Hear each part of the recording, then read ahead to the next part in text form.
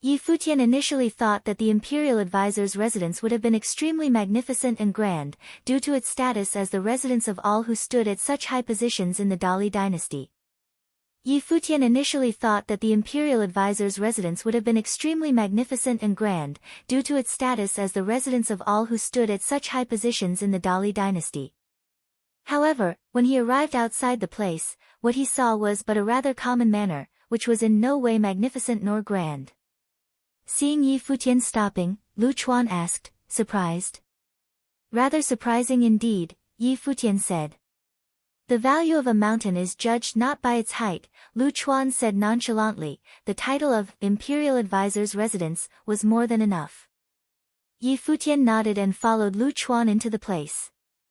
Everyone else who were there to send them on the trip, including Li Yao and Li Yu, have left.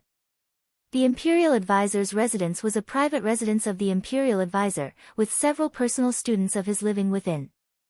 While the place was not huge, but it was quaint and elegant nonetheless. The towers were placed in an artful manner. When Yi Futian saw the Imperial Advisor again, he found the elder standing before a tower. That place felt clean and simple to Yi Futian. Teacher, Lu Chuan called as he bowed. Yeah. The Imperial Advisor nodded and turned his eyes at Yi Futian. Yi Futian bowed and said, the seventh swordsman hereby greets you, teacher. I don't have much of any rules around here. There is no need to be bound by mundane propriety. Do you find it surprising that I have chosen you to be my student this time? The Imperial Advisor asked Yi Futian. I'm rather surprised indeed.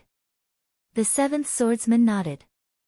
The people of Dali all thought that you would have either picked Di Hao or Dong Chen.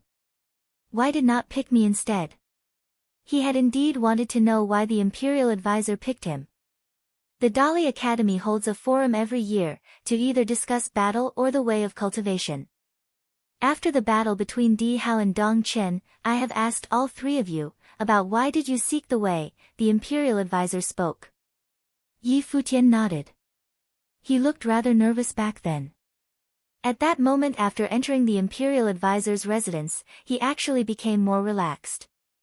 He reminded himself to be conscious of his current identity, the seventh swordsman, and forget about being Yi Futian. He did not bring his enmity and vengeance with him, as it would have exposed him instead. He was already mentally prepared to play his character well when he was on the way to the Imperial Advisor's residence. Dong Chen and Di Hao answered in a similar manner. Both of them claimed to do so for Dali, but you sought the way more for yourself. People learn to love themselves before they learn to love others. I find that very agreeable. Faith is not something as simple as people often put it to be. When a person becomes cornered and forced to choose, faith would crumble all the same, the Imperial Advisor elaborated. But that shouldn't have sufficed to have you pick me as your student, Yi Futian added. Of course.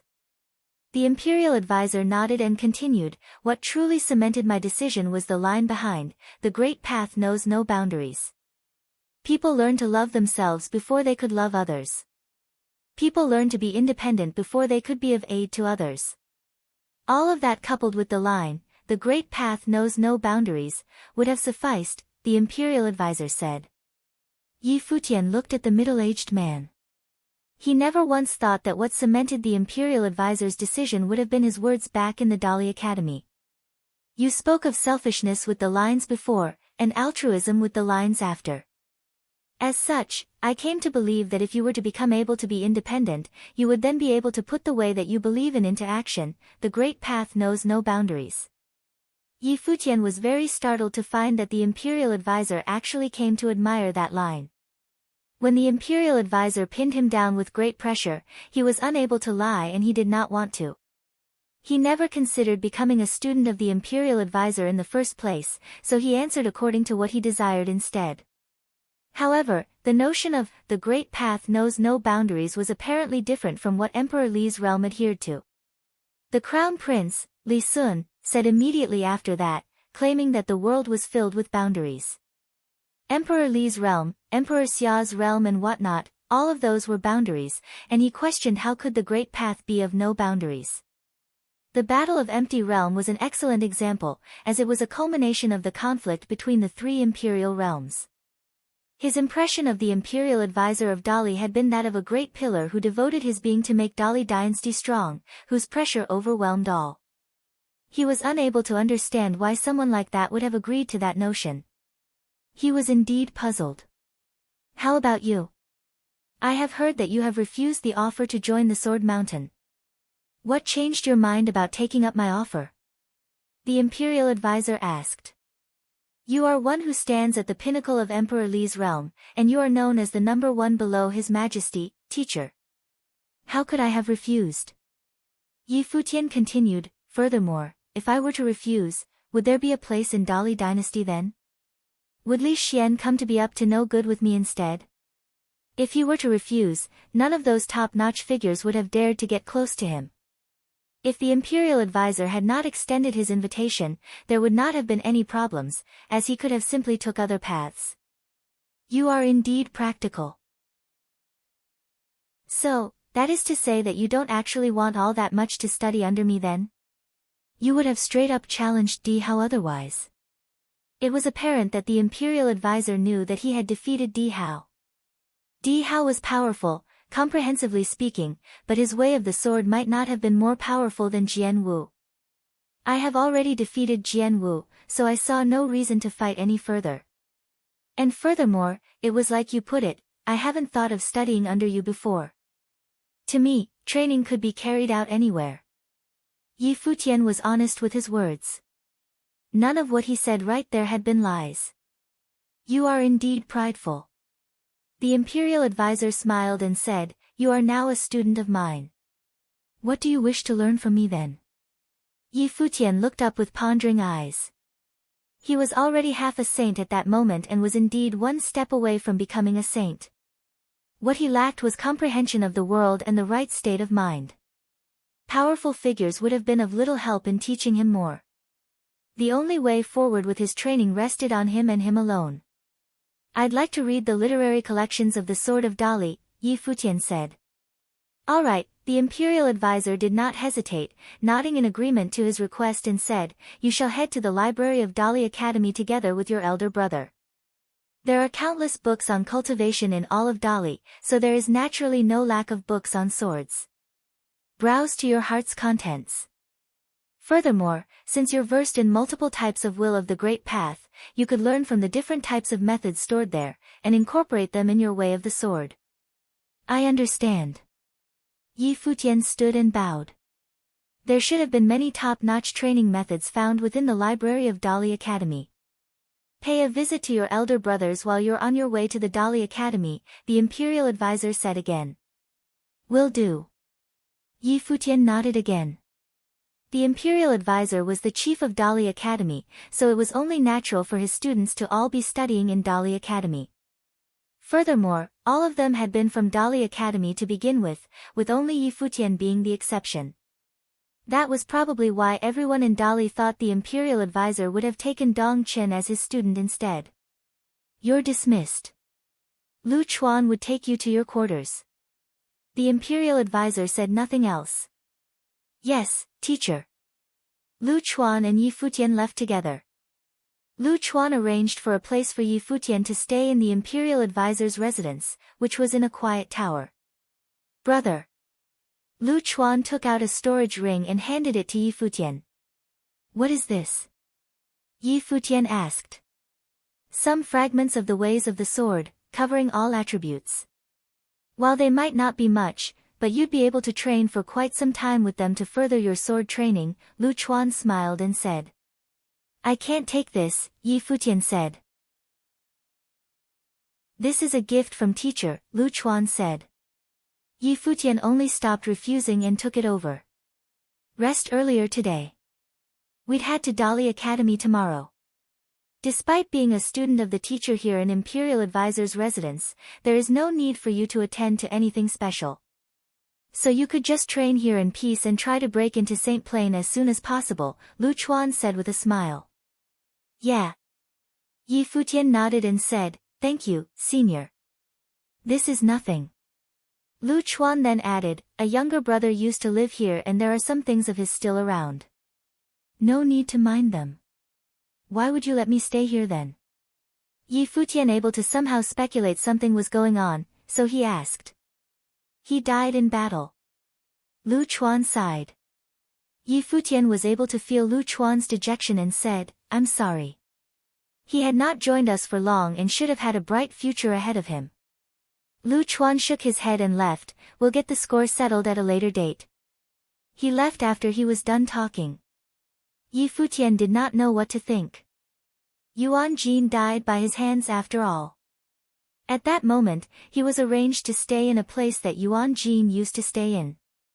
The Imperial Advisor and Lu Chuan. Yi Futian mumbled to himself. The Imperial Advisor agreed to the notion of the Great Path knowing no boundaries. He was still unable to fathom why, but he deemed that he would have understood given time. He sat cross-legged before the tower and closed his eyes to train, finding his mind in turmoil. He had used extremely little time to get to the heart of Dali and even get in contact with Li Yao directly. If he were to have no sense of preservation, he could have killed Li Yao right there and then. With his current identity, it became convenient for him to get in contact with Li Yao directly. Killing him became very easy. The problem, however, was how to escape in one piece after he was done. Yi Futian spent the day thinking, finding himself unable to quiet down. Dali Imperial City was just as restless as he was. The case with the Imperial Advisor taking in a student and the battle between the 7th Swordsman and Di Hao became the talk of the town. There was simply no one who had not heard of the 7th Swordsman by then. Lu Chuan returned to the Imperial Advisor and he was seen sitting on the floor, training. The Imperial Advisor asked after seeing Lu Chuan show up, what is the problem, Lu Chuan? Teacher, the battle between little brother and Di Hao was a showcase of his immense combat capacity. Even I had gotten surprised, Lu Chuan said. What are you getting at? The Imperial Advisor asked. Is there a need to check things out in the lower worlds, teacher? Lu Chuan asked. There is no need for that.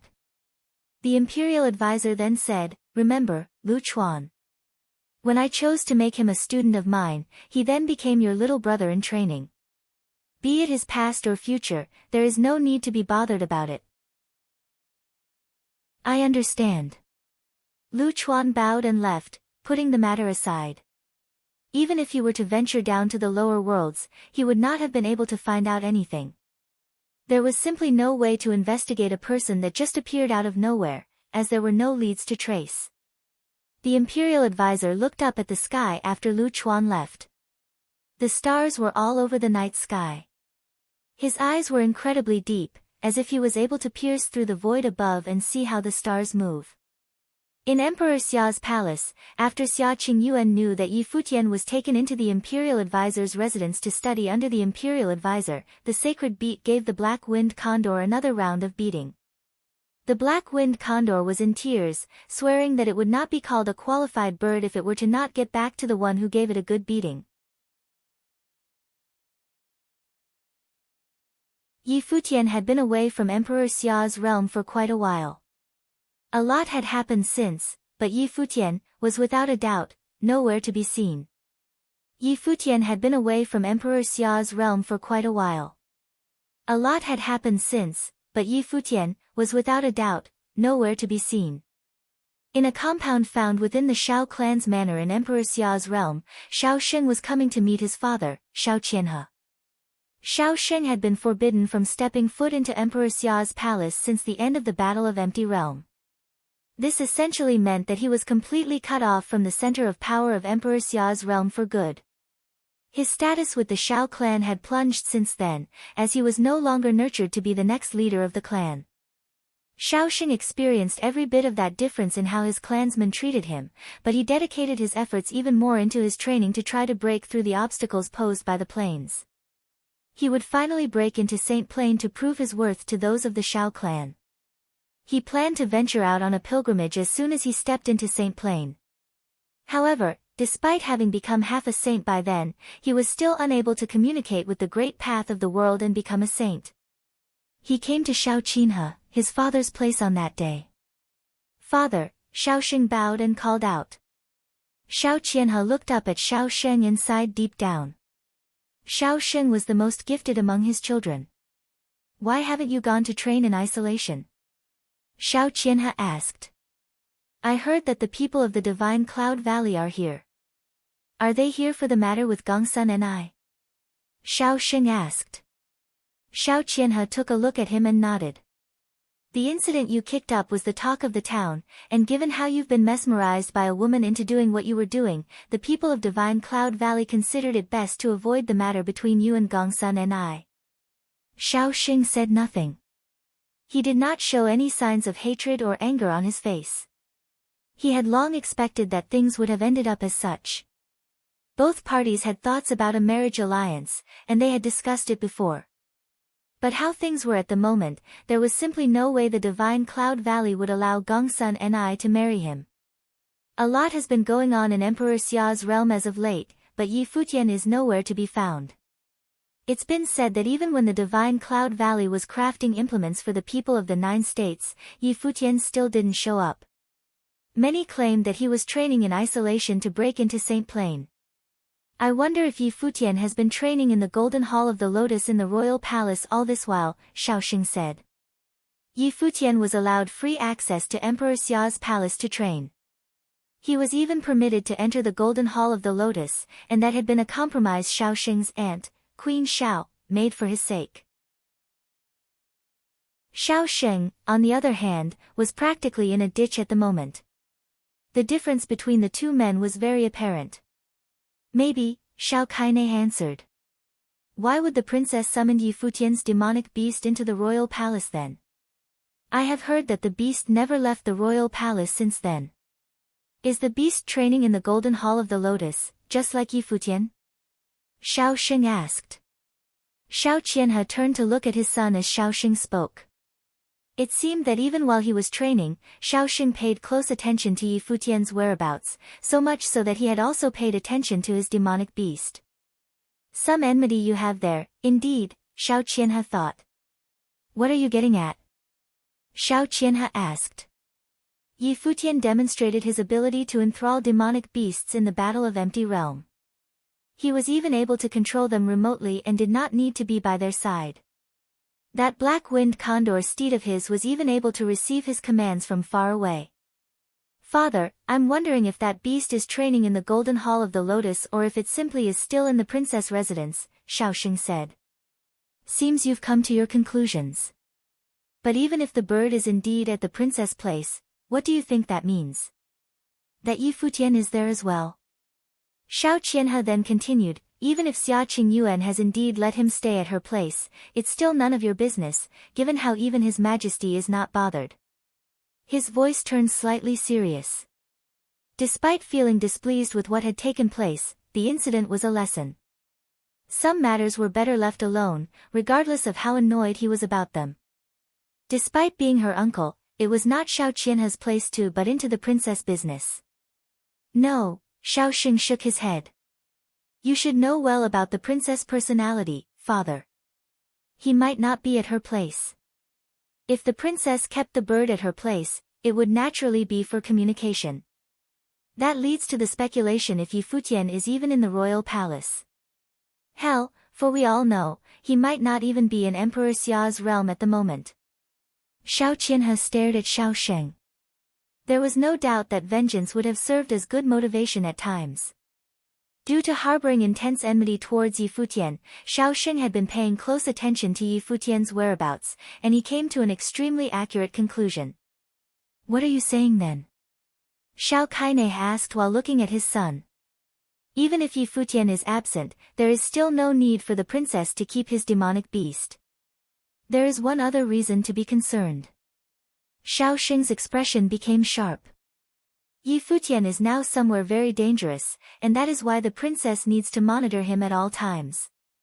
Father, where do you think he ended up? You'd better keep the lesson from what happened last time, Xiao Kainei warned him. He felt that his son was about to do something perilous. Rest assured, father.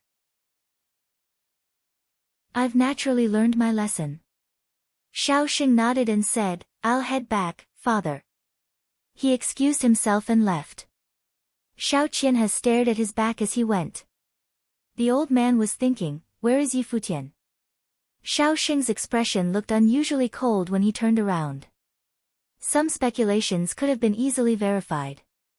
Despite being gone for quite a while, there were still quite a number of the people from the 9 states staying around. Xing wanted to know if Futian was still in Emperor Xia's realm. If he was not, then when would he return? Futian came to Dali Academy once again, with Lu Chuan by his side. Many surrounded them when he stepped into the Dali Academy. The battle between the 7th swordsman and Di Hao proved that he was the number 1 below Saint Plain in all of Dali dynasty and that he was stronger than Dong Chen.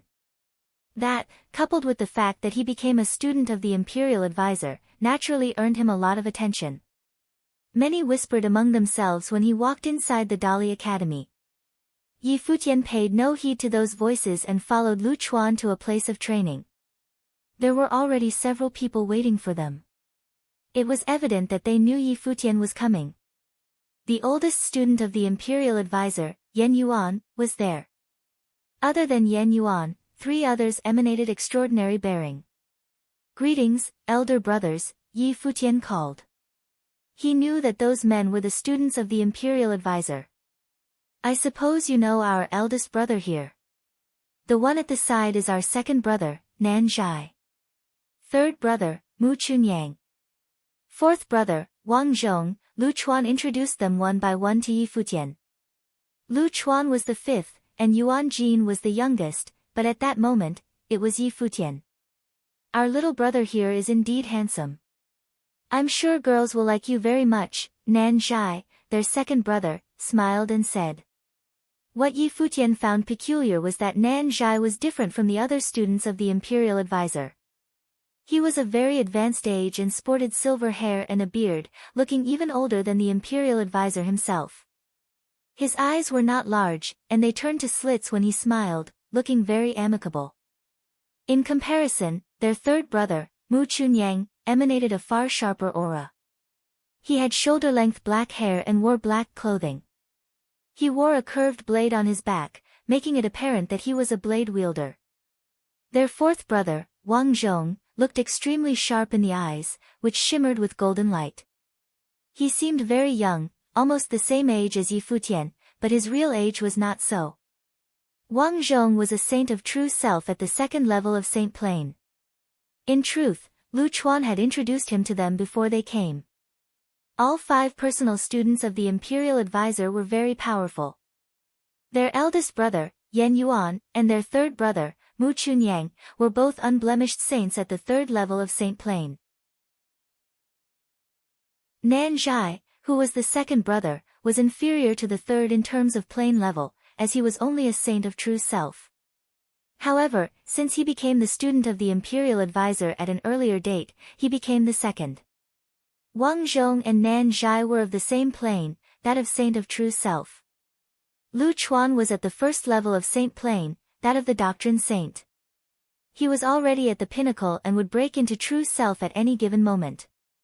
With Yuan Jin dead, the Imperial Advisor came only to have 5 students left. Even Lu Chuan, who was the weakest among them, had been someone whose name was the talk of Dali dynasty 10 years ago. One could have only imagined how prestigious being students of the Imperial Advisor were. It was due to such prestige that Di Hao wanted to study under the Imperial Advisor. After the Imperial Advisor chose Futian instead, all of Dali Imperial City was shaken. Brothers, I seek only the way of the sword and have little interests in affairs with girls, Futian replied. It was rumored that Nan Zhai was of average talent, but he had a good state of mind. Despite being surpassed by Mu Chunyang, who had joined at a far later date than he. The incident became the talk of many. He remained unfettered and did not take it to heart. He was then 1 plane below his younger brother, Mu Chunyang. It is good that you devote yourself to your seeking of the path, unlike your senior here, who gets distracted all the time and is now even surpassed by your third brother. Both you and Lu Chuan better not get too far with your training just yet. Remember to wait until your second brother here makes a breakthrough, Nan Zhai smiled and said. Futian felt somewhat speechless at his words. Was this how a big brother should behave? Don't listen to his crap. If you run into any problem with your training in the future, seek out our teacher. If that doesn't prove possible, you could ask second brother here, Mu Chunyang said. It would seem like the third brother still has a lot of trust in me still, Nan Zhai nodded and quipped. You may not have much talent when it comes to training, but you are still an expert on empty talk, after all, Mu Chunyang replied. Cough, cough, Nan Zhai blushed and glared at Mu Chunyang. Leave some face for your elder brother, will you? I should go. Wang Zhong excused himself and left on his own. Yi Futian took one look at him, and Nan Zhai said, That's fourth brother for you. Don't mind him. Yeah. Yi Futian nodded. He had always felt saints to be on pedestals when he was still at lower planes as if they were unreachable beings. However, when his plane level had gotten close, he quickly found out that other than being of different states of mind due to being on higher planes, there was not that much of a difference when it came to daily interactions. Saints and sages were but plane levels. They were still people. Seventh swordsman, Yen Yuan said, if you run into any problems in training and you need answers, come to second brother. If you'd like to temper your body with the power of the saint, come to the third brother. Should you have any problems with mundane matters, feel free to look for Lu Chuan. If none of them can help solve your problem, come to me. I understand. Yi Futian nodded. Regardless of how exceptional and legendary Lu Chuan was, he was still the youngest among his fellow students. It reminded Yi Futian of the cottage. Regardless of how exceptionally talented he was the youngest brother. While his elder brothers and sisters cared for him a lot, they still liked to tease him when nothing was going on nonetheless. He had never expected to find a sense of familiarity in Dali. He did not know what to think of it. Thank you, brother, for helping me get out of the mess outside of the Dali Academy that day, Yi Futian said. He was naturally referring to the matter with Li Xian. Yen Yuan seemed neutral back then, but he was actually leaning against Li Xian to have him make compromises when Yen Yuan offered to help. Li Xian had ulterior motives, and I wasn't doing that for you. If he continues to harass you in the future, there will be no need for you to go easy on him. Just be mindful not to kill him, Yen Yuan said plainly. Understood. Yi Futian nodded and left, heading towards the library of the Dali Academy.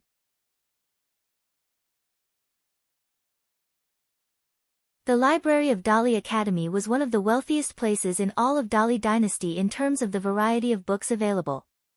One could even say that if there was something more precious other than the palace of Dali Imperial City, it was the books stored in the library of Dali Academy. The library of Dali Academy was one of the wealthiest places in all of Dali dynasty in terms of the variety of books available. One could even say that if there was something more precious other than the palace of Dali Imperial City, it was the books stored in the library of Dali Academy. Dali dynasty was a royal force, and many of the most powerful books and records regarding the most powerful cultivation methods available were all found within the palace. Dali Academy earned the support of Emperor Li back then when the place was established all those years ago. As such, many of the books found within the library were copied from the ones in Emperor Li's palace. As the place had gotten increasingly established, the library of the Dali Academy had become something like a holy land among holy lands. Powerful books on cultivation were available in untold numbers to the students of Dali Academy for furthering their training. But then again, all students of Dali Academy couldn't have access to all of the books found within the library. Every single cultivator found in Dali Academy had a different level of clearance, and the forum event held every year at Dali Academy held the key to such clearance. However, Yi Futian skipped all of that and gained the highest level of clearance due to being a personal student of the Imperial Advisor. This allowed him access to any cultivation method found within the library. If the Imperial Advisor was to be said to be the supreme figure under Emperor Li in Emperor Li's city, then the statuses of the Imperial Advisor's personal students were about just below that of the princes and princesses. Even the descendants of the fourth prince dared not claim they had higher prestige than the students of the Imperial Advisor unless there were some exceptional figures on par with the students. Li Xian was a descendant of the Prince Regent, one of those from the third generation of the Prince Regent's residence. If he were to be compared with Lu Chuan or any of the imperial advisor's students, no one would have taken Li Xian's status to be on par with that of Lu Chuan and the others. Many were descended from the princes, yet there were only 6 students who studied directly under the imperial advisor. Due to the need for separating the level of clearance between the students, the library of the Dali Academy was divided into 18 floors, and the building looked magnificent. When Yi Futian came to the library, there were many students of the Dali Academy found there, who were either found browsing the books on the racks or flipping through them on the benches. 7th Swordsman. Someone quickly took notice of Yi Futian. More and more people lifted their heads to look at him with sparkling eyes. The 7th Swordsman was then the number 1 below St. Plain in Dali Imperial City. 7th Swordsman, how powerful was Di Hao? A beautiful female student asked with a smile. Yi Futian glanced at her and walked away without replying. The place was in an uproar right there and then. Many whispered and mumbled among themselves, finding him to be just as flippant and arrogant as he was rumored to be. However, none of them felt that there was anything wrong with him. He was the number 1 below St. Plain in Dali dynasty after all, so it was only natural that he had the right to be arrogant. That was the 7th Swordsman they knew. Aloof, indeed. The woman who was ignored smiled and did not take his response to heart, thinking that he was extremely handsome and that his eyes seemed to be able to enchant people. He was indeed one of a kind among geniuses. Yi Futian went directly to some of the upper floors in the library, browsing through a good number of books on swordsmanship and then some other methods of training as well. The very reason why he chose to come to the library first was so that he was able to train in more powers, which he would then incorporate within his way of the sword, developing sword arts that were uniquely his. Furthermore, even if he were to use some other powers in future battles, nobody would have found anything off with him. Other than that, he was indeed genuinely interested in furthering his training to improve his powers and to comprehend the Great Path better. He was already capable of moving towards sainthood at present, after all. Godslayer Sword. Sword Sutra of the Void. Yi Futian found several books on swordsmanship and flipped through them. All of them were sword arts that allowed the user to attack spiritual will directly.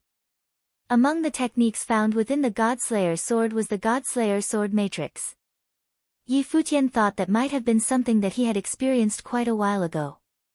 The 9 mighty ones that Li Yao sent to participate in the sacred war all those years ago used that sword techniques, which allowed them to kill gods.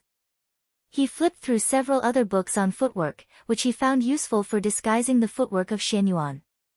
Some of the methods found in the upper floors of the library were hardly any weaker than those found in the Golden Hall of the Lotus in Emperor Xia's palace. Due to having the highest level of clearance, he was able to browse the most powerful methods of training available in the library. Yi Futian spent days training in the library. When he came to develop some realization, he went on to sit in a corner and develop them further. While it was impossible for him to unleash any powers in the library itself, he was nonetheless able to simulate them in his life palace. Yi Futian walked out of the library after training for many days. Many of the students were astonished to find that the 7th Swordsman was indeed a maniac of the sword, who was after nothing but furthering his path and his art in swordsmanship further. However, to Yi Futian, since he was already peerless below the saints at his current state, and he was also a student of the imperial advisor, there was indeed little that he sought after. Yi Futian looked for information on Nan Zhai's training ground as soon as he left the library, and came to the second brother.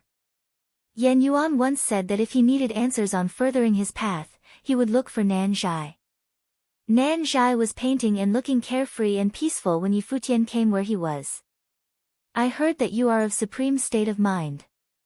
You indeed look carefree and unbridled, Yi Futian mumbled to himself deep down, getting ready to evaluate Nan Zhai's artwork.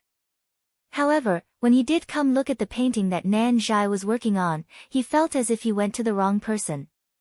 The strokes were unruly and in a total mess, without any rules or traditions that one was able to find in most artwork. He was unable to tell what Nan Zhai was painting. What do you think of my work, little brother? Nan Zhai asked. Good, Yi Futian said. How so? Nan Zhai smiled and looked at Yi Futian. Good in the sense that I'm unable to see anything from it, Yi Futian replied earnestly. Nan Zhai was dumbfounded but then smiled and nodded. You speak truthfully. He then put his brush down and looked at Yi Futian, asking, I've heard that you've been spending days training in the library. What brings you here today? Brother, I've come to comprehend multiple wills of the Great Path in my training, enabling me to merge them to become my own and turn them into my attacks, but I'm still unable to get to Saint Plain. I even think that Saint Plain seems to be very far away from me, and I'm unable to find the way in.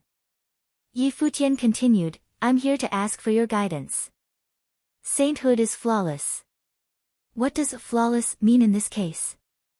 My brother, Nan Zhai then looked at Yi Futian and said with a solemn tone, You have comprehended many wills of the Great Path, and you are peerless below the saints.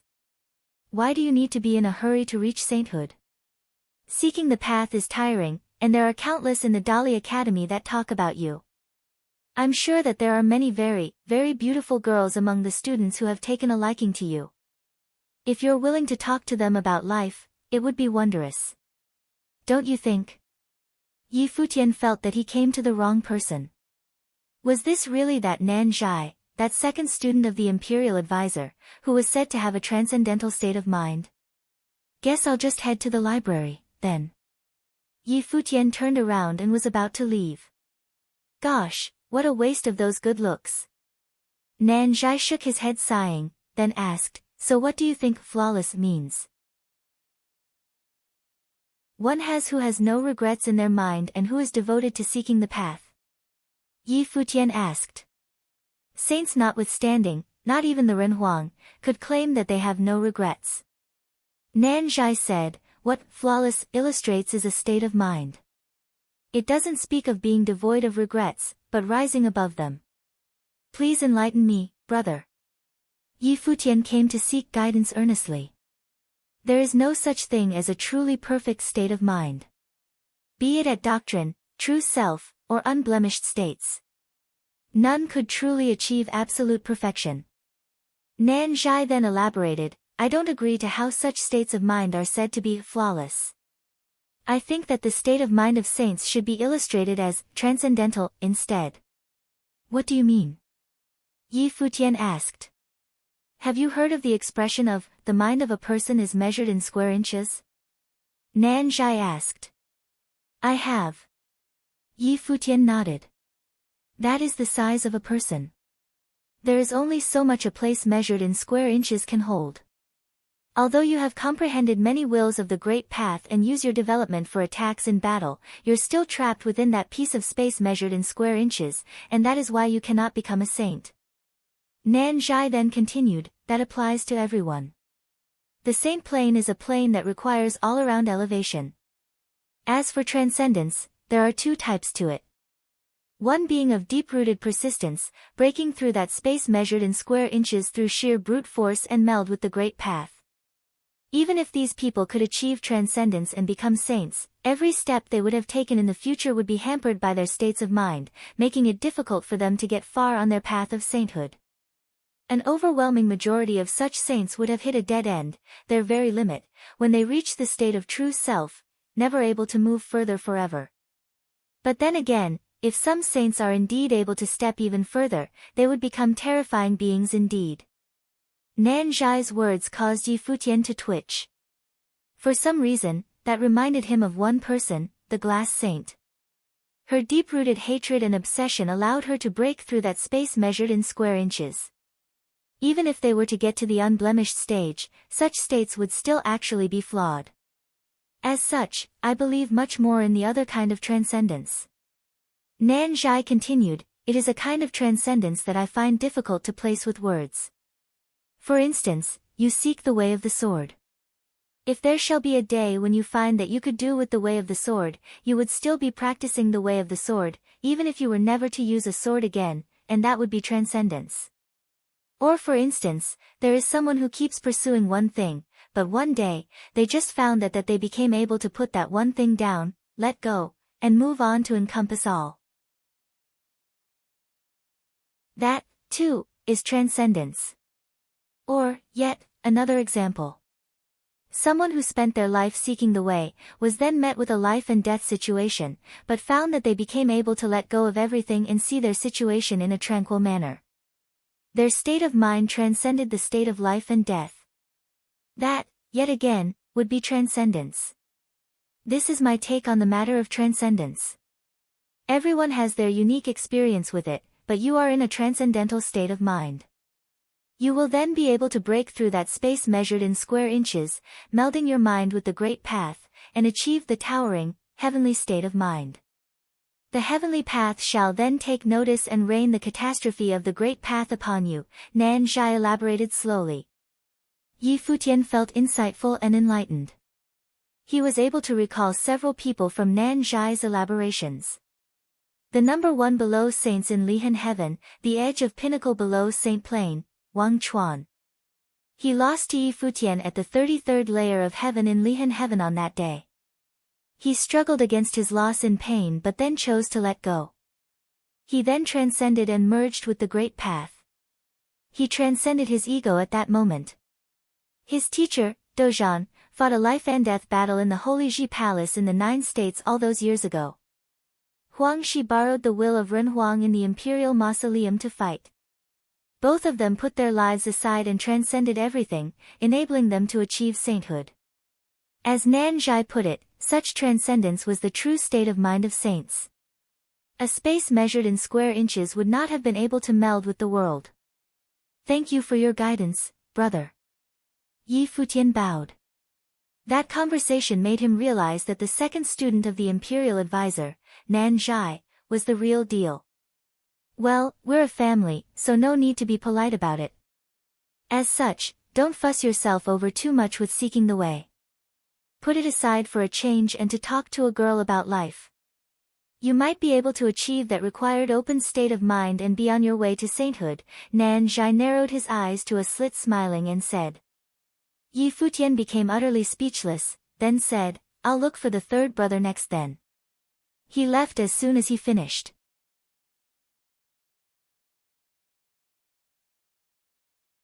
The third student of the imperial advisor, Mu Chunyang, had a totally different personality with Nan Zhai. His shoulder-length hair had a clean, clear-cut image. The third student of the imperial advisor, Mu Chunyang, had a totally different personality with Nan Zhai. His shoulder-length hair had a clean, clear-cut image. He was training with his eyes closed when Yi Futian came. Yi Futian stood at the side and waited quietly instead of bothering him. Mu Chunyang was an unblemished saint at the 3rd level of Saint Plain. With extremely rare handful of holiness of nirvana, they were at the pinnacle of the top-notch figures to be found in the dynasty. Even Nan Zhai was of an inferior state than him. Mu Chunyang opened his eyes a short while later and said to Yi Futian, little brother. Third brother, I've just came from second brother's place and I've asked him something about sainthood. I'm here to experience the will of the great path, Yi Futian said.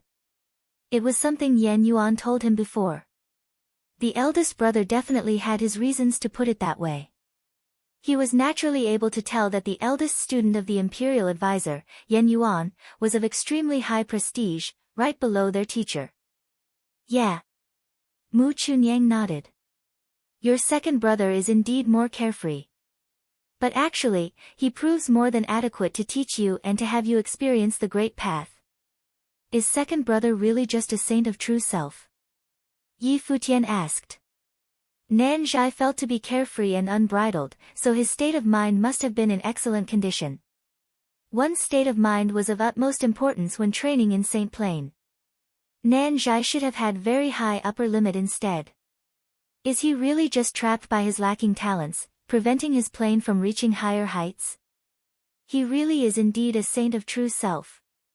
While teacher said that second brother is rather slow in training and somewhat lacking in talents, but he had the best temperament among us all.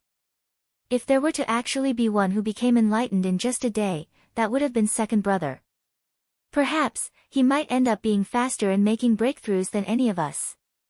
Even I have to ask him for guidance many times after all, Mu Chunyang said.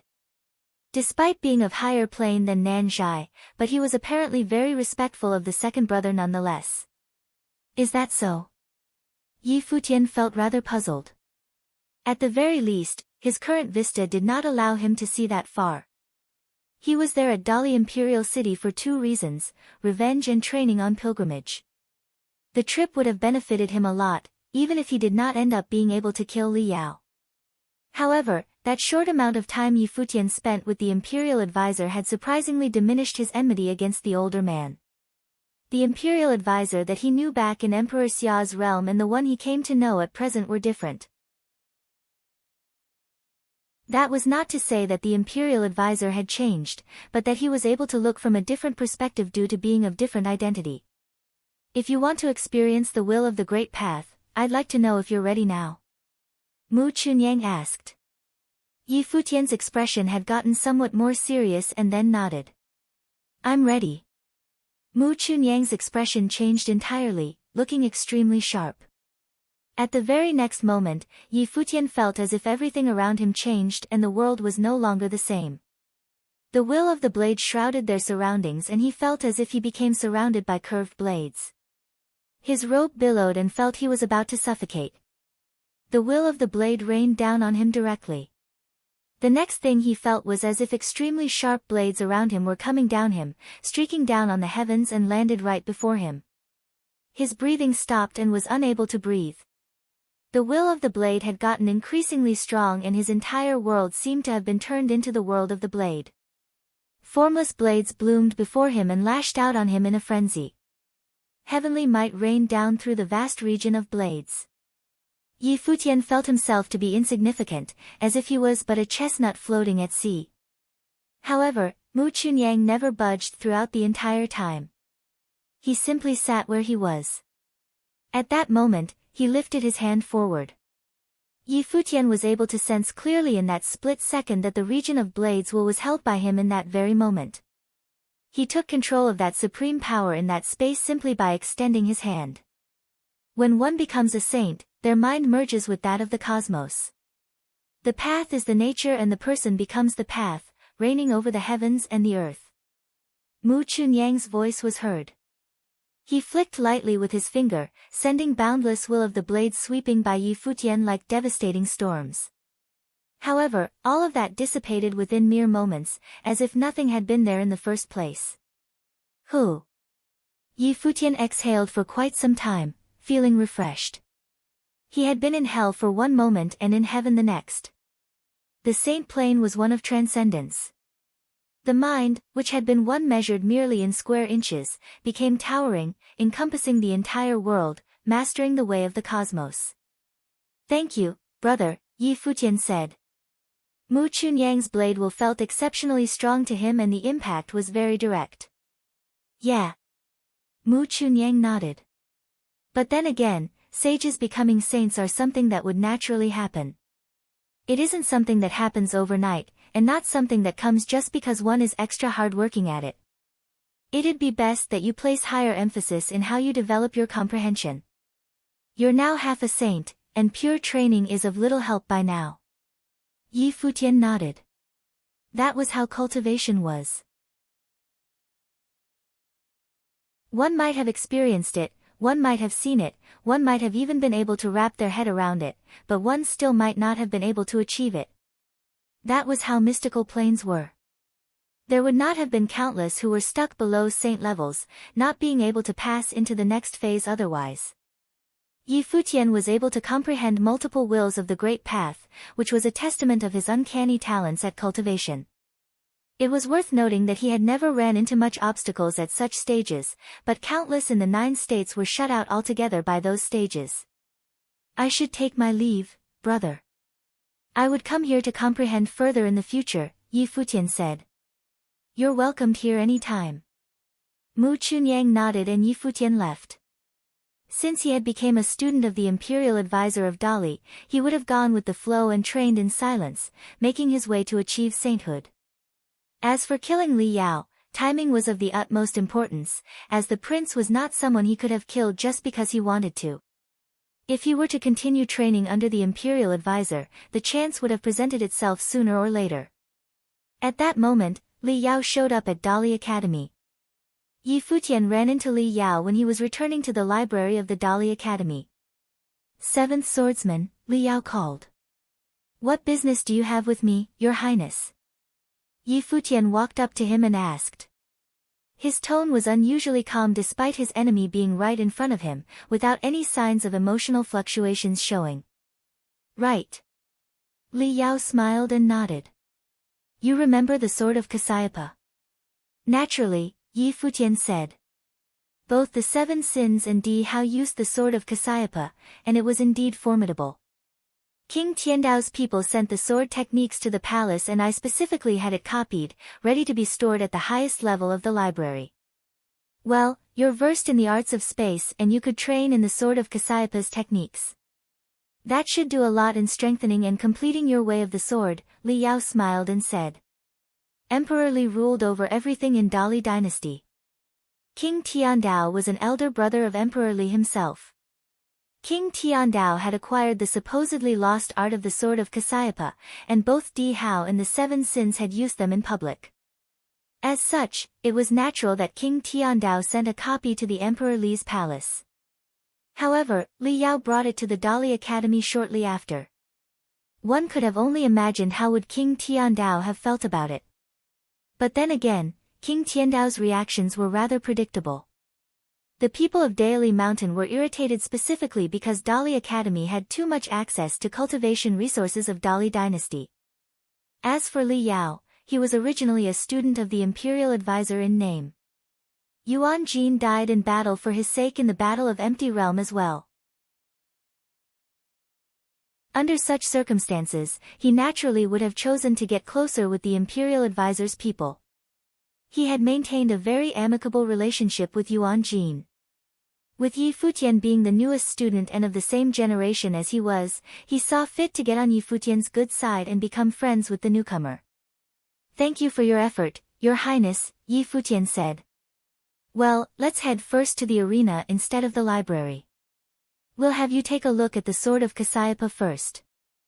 Li Yao took Yi Futian's arm and led him forward, as if they were really close friends and he did not seem to care that he was a prince in the first place.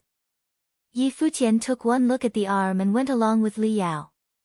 If it had not been for what Li Yao did and that Yi Futian was the seventh swordsman might have actually become friends with the prince. However, some things were predestined. He and Li Yao were irreconcilable enemies, and only one of them would have come out alive if they were to clash. Li Yao's intention to kill him was not any less intense than his towards Li Yao. Yi Futian sat on the ground cross-legged at the area, circled by sword wills all around him. The sword of Cassiopeia was particular about controlling sword will with one's will, materializing said will into tangible forms and fusing will of great path into it, enabling one's will to be able to wield the manifested blade perfectly. Yi Futian possessed the perfect requirements for training in the sword of Cassiopeia and he was a swordsman himself. It did not take him long after comprehending the sword techniques, that the sword will around him coalesced in a frenzy, turning into dazzling, leaf-shaped sword, which rang as it pulsed with formidable will of great path of space. Go! Yi Futian extended his hand and swiped. His will activated and the sword of Cassiopeia streaked through the air. The will of his entire being flew with the blade, maintaining tight control on the blade's movements.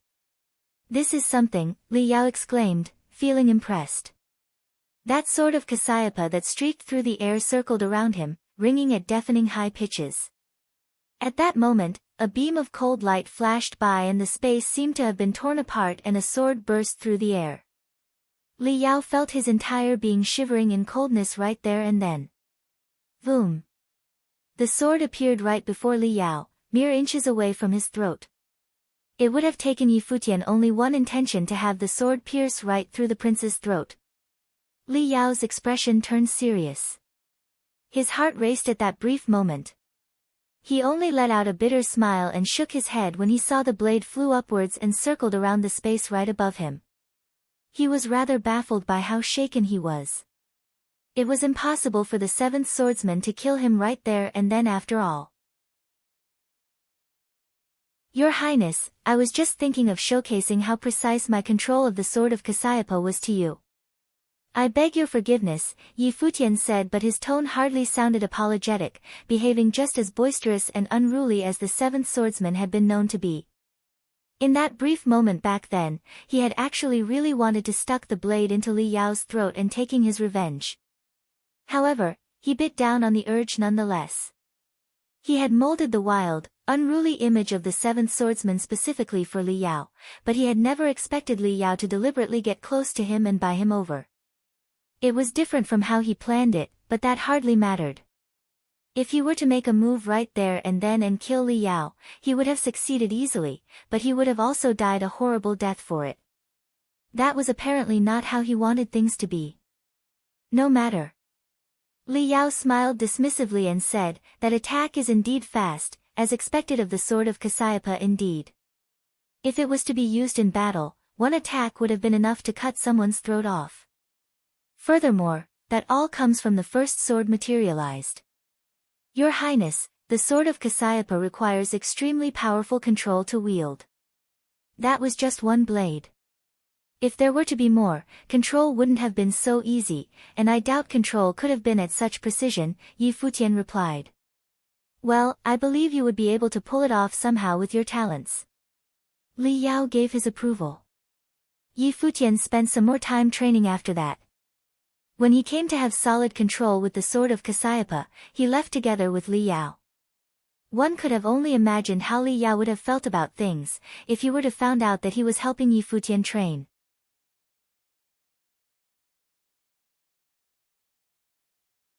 When Futian was still training in Dali dynasty, the countless beings went about their lives as usual in the vast, seemingly boundless Emperor Xia's realm. When Futian was still training in Dali dynasty, the countless beings went about their lives as usual in the vast, seemingly boundless Emperor Xia's realm. There was a seemingly endless desert at the western end of Emperor Xia's realm, with one city after another built from dirt in it, and there were countless people training in the cities. That region was known for being chaotic. There were no top-notch forces ruling over the place, and as such, many barbaric forces continued to grow by practicing and living in their barbaric ways. There was a dirt city at the center of the seemingly endless desert region, which produced three extremely powerful figures little more than a year ago, who gathered people and ruled over the dirt city. Many claimed that all three of them were saints. However, the three were unusually low-profiled and never appeared in public, making them all the more mysterious. Still, there continued to be people who wanted to meet and train with those three mighty ones. Many brought precious gifts when they went to meet them. On that day, there was a figure who wore conical hat who came to meet the three in the cave where they trained in. A group of people walked under the hot sun in silence. The cultivator with the hat and two other muscled cultivators who bared their upper bodies continued on their way. "Do you really have sacred spirit stones to offer with you?" the muscled man asked the young man with the hat. "How many lives do you think I have for daring to lie to the revered ones?" "I'm going on this trip to get myself a teacher," the young man with the hat replied. The other two nodded without asking anything further. They initially intended to offer the stones personally, but the young man with the hat refused, being on guard against them and insisting to offer the stones himself.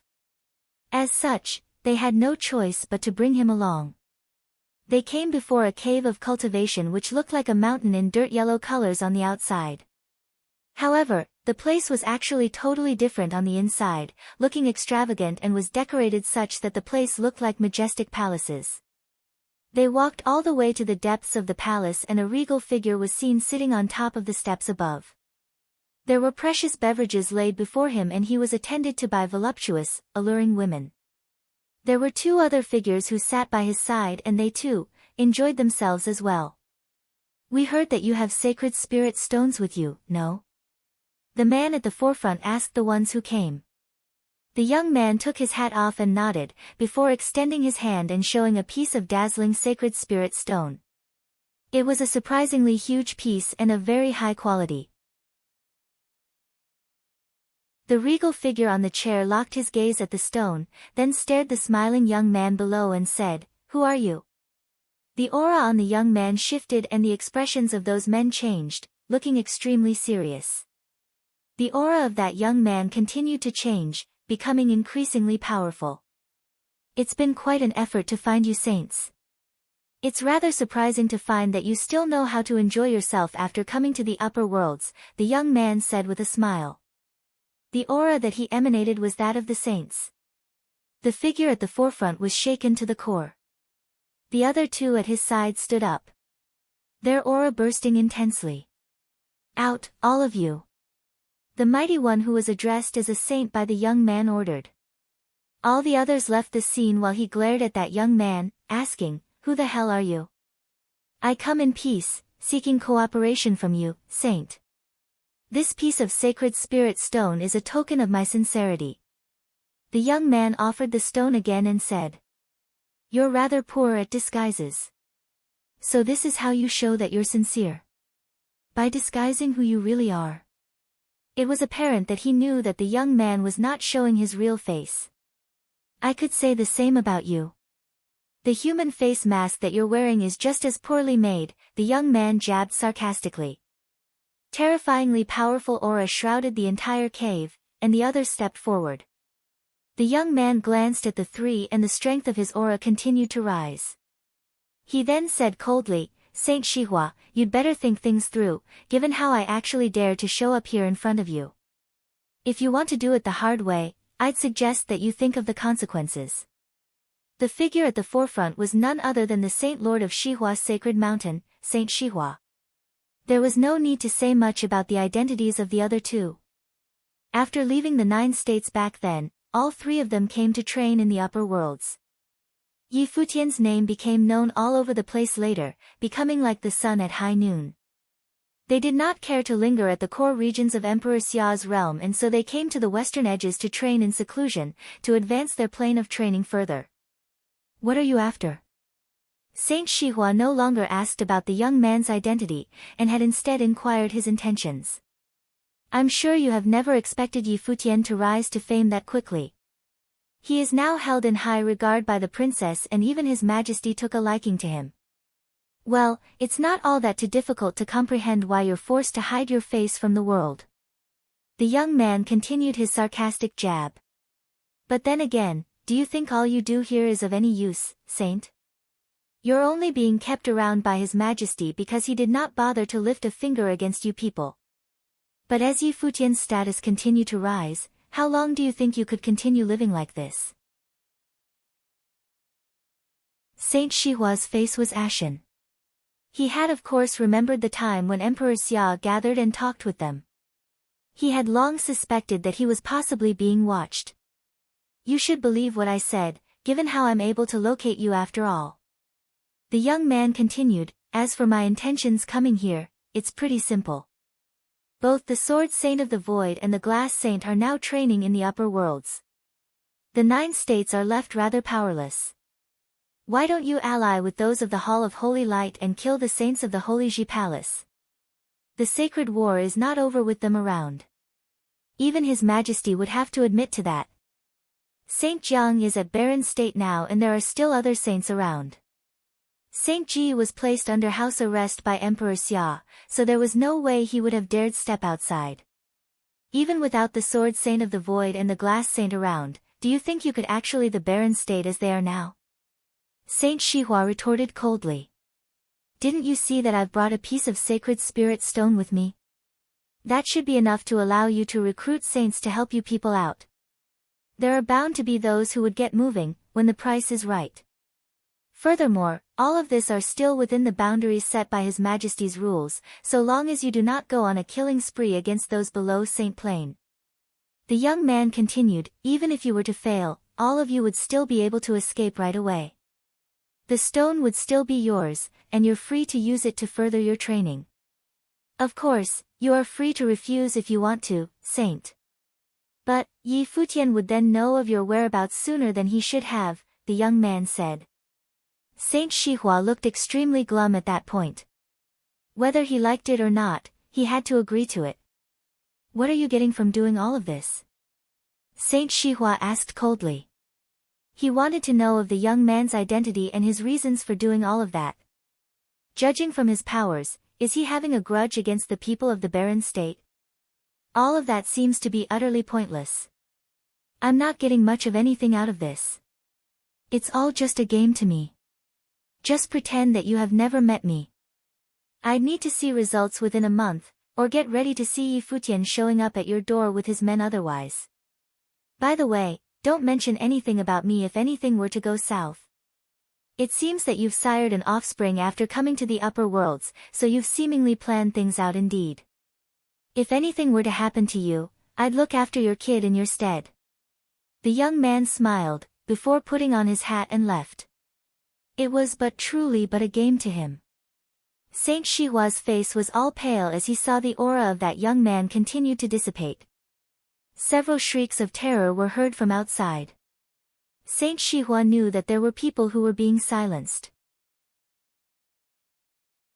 Even if he had never even seen the true face of that man, the mysterious young man chose to simply just silence other unrelated ones around regardless, as well as threatening him to never mention anything about seeing him.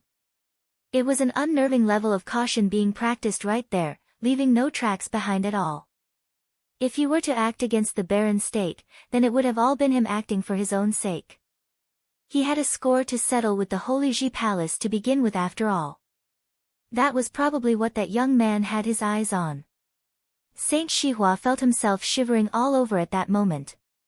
If there were to be someone who dared to pull something like that under the reign of Emperor Xia, then the man who dared to do so would have been a very terrifying background.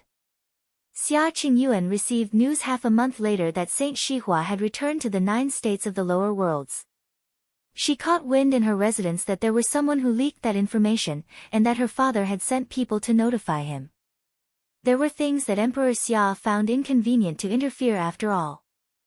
Relay my orders. Summon the ones at the cottage villa to the royal palace. We shall head to the lower worlds from the royal palace. Xia Qingyuan said. She then rose right away and made for the teleportation grand matrix. The battle was already raging when Xia Qingyuan and the others arrived at the Holy Ji Palace of the Barren State. The battles between saints took place right above the Holy Ji Palace. Other than Saint Shihua, there was another saint at second level of Saint Plain taking on Saint Jiang. The 3 saints of Shihua's Sacred Mountain and 2 other saints of the Hall of Holy Light were taking on Dozhan and the others. Saint Ji of the Hall of Holy Light was placed under house arrest, and the mighty ones of the Hall of Holy Light never dared to step outside ever since. They came to deem that it would have been more advantageous to strike first instead of simply continue to wait around. As such, the saints agreed to Saint Shihua's proposal. Saint Shihua and his men naturally took notice of Xia Qingyuan's presence. They all felt cold deep down. It was apparent that the princess had picked her side. Princess, are we going to help them out? Some mighty ones at Xia Qingyuan's side asked telepathically. They are able to take care of themselves at the moment, Xia Qingyuan replied. When Divine Cloud Valley crafted divine implements for the mighty ones of the 9 states, several really potent ones were sent to the lower worlds.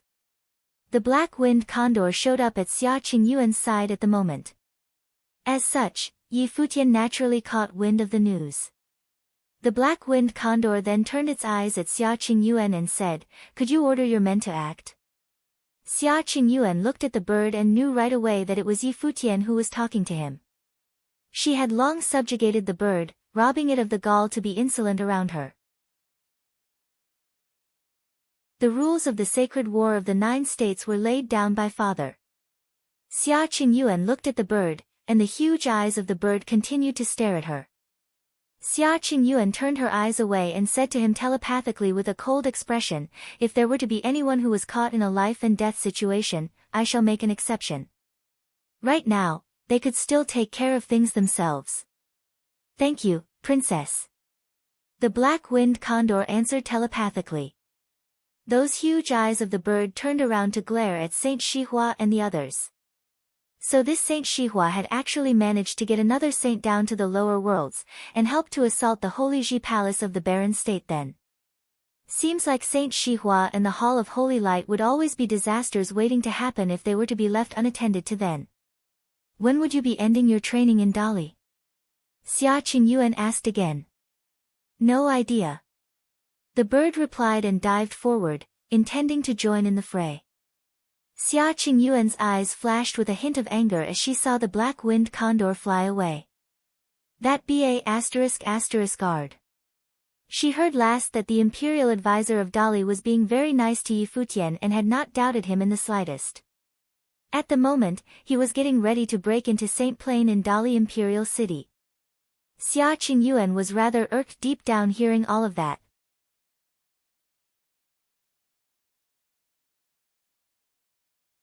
Several saints were fighting intensely above the Holy Ji Palace.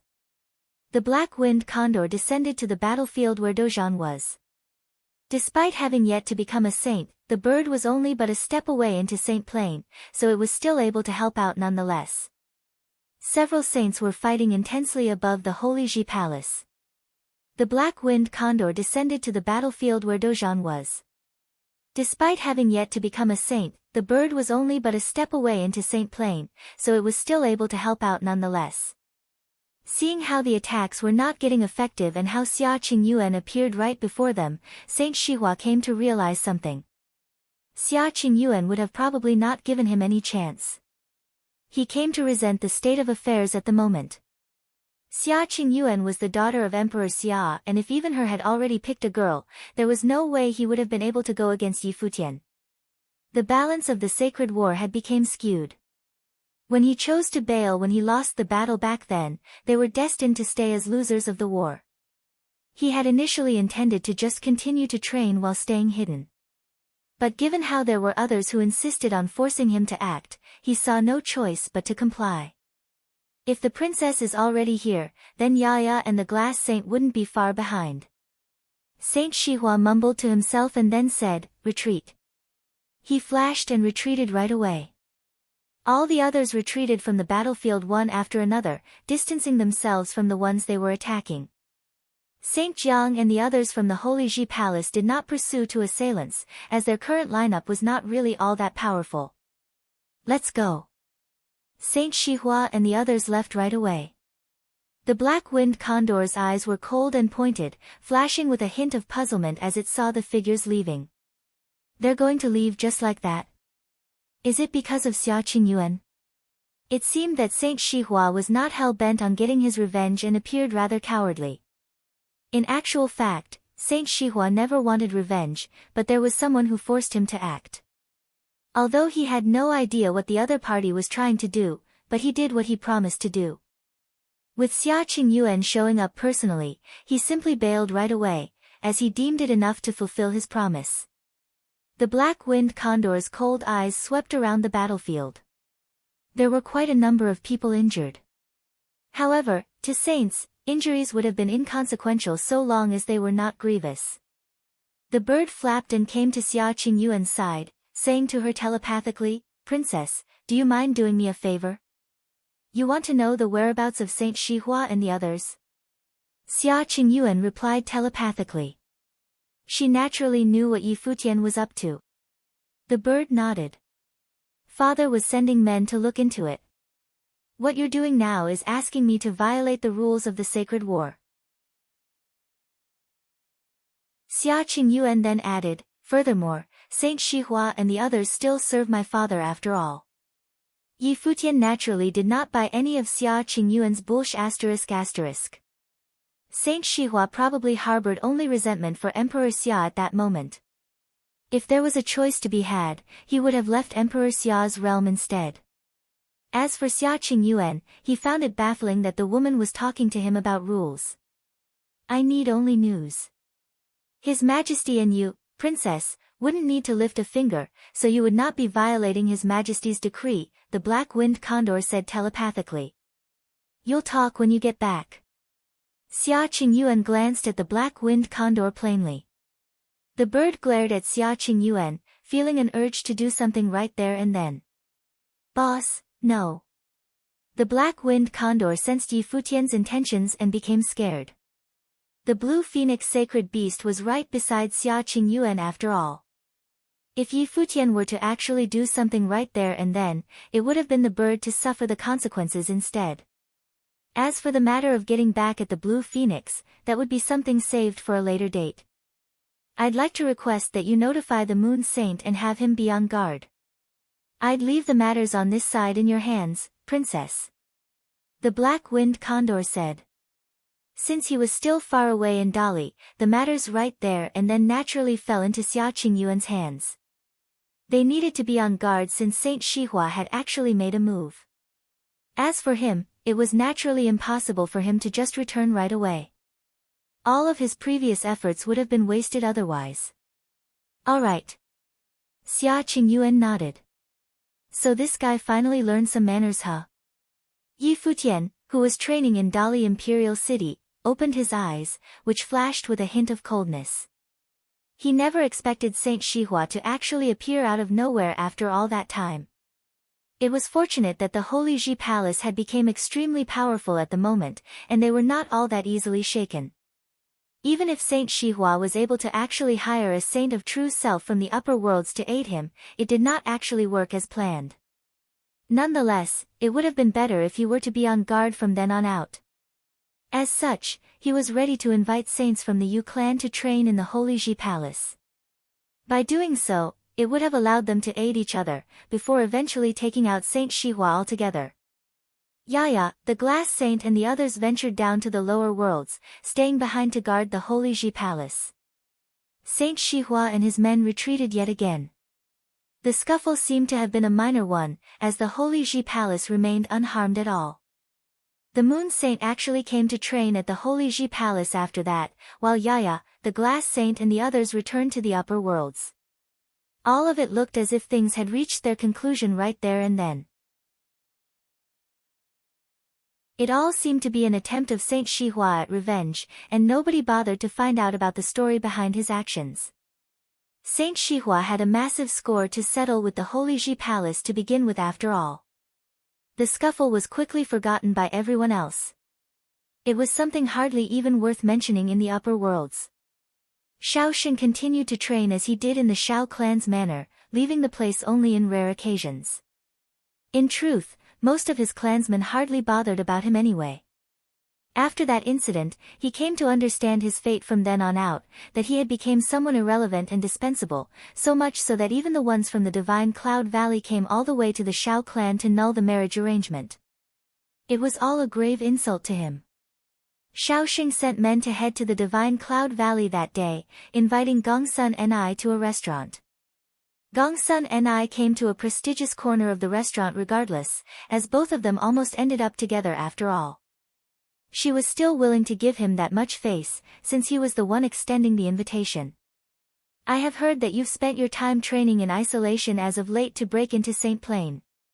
How is your training going? Gongsun and I asked. Her sister, Gongsun Xian, was right beside her, and a saint was standing not far away. Not bad, but I seem to be in a bad state of mind, so it's only natural that I have difficulties breaking through. Shao Xing said, how about you, Mississippi Gongsun? We haven't met for quite a while. How are you doing as of late? Hardly any different from how I used to spend my days. Gongsun and I answered, you have excellent talents, Mr. Shao. I'm sure that you'd be able to make it out of your current predicament, making a breakthrough and becoming a saint. I sure hope so. Shao Xing smiled and said, looking serene. A man was drinking alone not far away from their seats, which was hardly more than a table away from them. Shao Xing. A voice was heard in Shao Xing's ears when he lowered his head. Shao Xing remained calm and unmoved when he heard that voice, continuing to chat with Gongsun and I. Your speculations are on point. He didn't show up. If he were to be training in the royal palace, he would have ventured down to the lower worlds with Xia Qingyuan. Yet, only the princess appeared down there. Even when the ones from the 9 states showed up later, he was still nowhere to be found. The other party continued to elaborate telepathically. Any useful news you were able to acquire? Like where he went to? Shao Xing asked telepathically. It was the day where they were set to meet. They set the time and date of the next meeting, after every meeting they had. But then again, while Shao Xing would have been there every single time, the other party who showed up would have almost never been the same. If he were to have left from the royal palace directly, then it was probably done through the teleportation Grand Matrix. You should know of the places that the Grand Matrix was connected with. It's always been those several places. The other party continued, Xiao Sheng, where do you think he would have ended up? Is there anyone in the 9 states dead this time? Xiao Sheng asked. No one died, the other party replied. Are all the saints of the barren state present? Xiao Sheng asked again. They're all accounted for, the other party answered. Then test things out again. Xiao Sheng said, at least make the ones at the 9 states pay somehow. If he were to still not appear, then we could be sure that he is no longer in Emperor Xia's realm. I guess he's most likely in Emperor Li's realm if that turns out to be the case. How so? The other party asked. He left alone without the princess at his side. It was not that the saints were not allowed to be around due to him having gone to some secret, powerful places in Emperor Xia's realm, but due to him being wary of exposing his identity. If that was the case, then the chances of him being in Emperor Li's realm would have been extremely high. There was no reason not to take the saints from the 9 states with him otherwise. He's bold enough to venture into Emperor Li's realm to train. The voice of the other party sounded rather funny. If you bothered to know about him, you'd realize that he might be even bolder than that.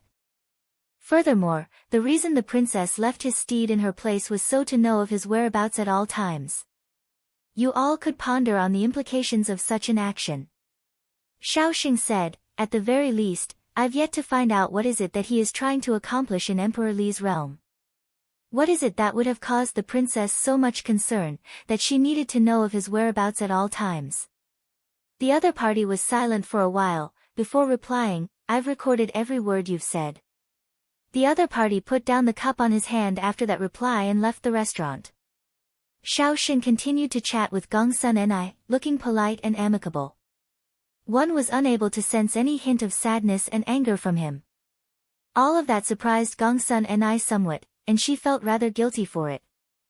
Xiao Sheng left the restaurant a while later. He and Gongsun and I went their separate ways and returned to their own residences. It had been a month since Saint Shihua attacked the Holy Ji Palace. Long Linger and Phoenix were poisoned by someone in a restaurant at the upper worlds of Emperor Xia's realm. Furthermore, the poison used was extremely potent, hitting the internal organs and almost killed them.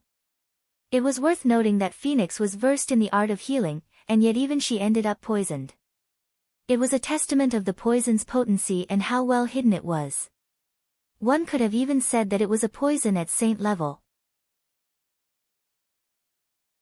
However, since everyone in the Holy Ji Palace was in high alert due to the incident with Saint Shihua, the village chief was tagging along when Long Linger and Phoenix ventured outside. The village chief did not return to the cottage when the two were poisoned, and had instead sent them into Emperor Xia's palace as fast as he had been able to. The news was hardly of any importance to Emperor Xia's realm as a whole, yet it was no doubt an extremely heavy blow on Futian. What the hell is happening as of late? Is it Saint Shihua again? However, according to Xia Qingyuan, Saint Shihua was not even around when they were poisoned. Futian it all to be an attempt at revenge when Saint Shihua attacked back then. But when Linger and Phoenix ended up being poisoned, he came to feel that someone was trying to do them no good, and that someone was trying to kill those from the 9 states. Futian still remained himself shivering all over despite being at Dali Dynasty, as if he was shrouded by someone's schemes. The most important thing to be done in Emperor Xia's palace at that moment was naturally to keep Phoenix and Linger alive. Xia Qingyuan even brought the two of them to the bedchambers of Emperor Xia, to ask directly for help from the emperor himself. Both of them were at the brink of death when the village chief brought them in, especially Linger, who was quite literally having one foot in the coffin and her life hanging by a thread, given how the poison was all over her systems.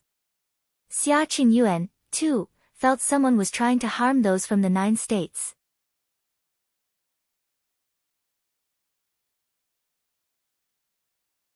The princess residence in Emperor Xia's palace was all gloomy.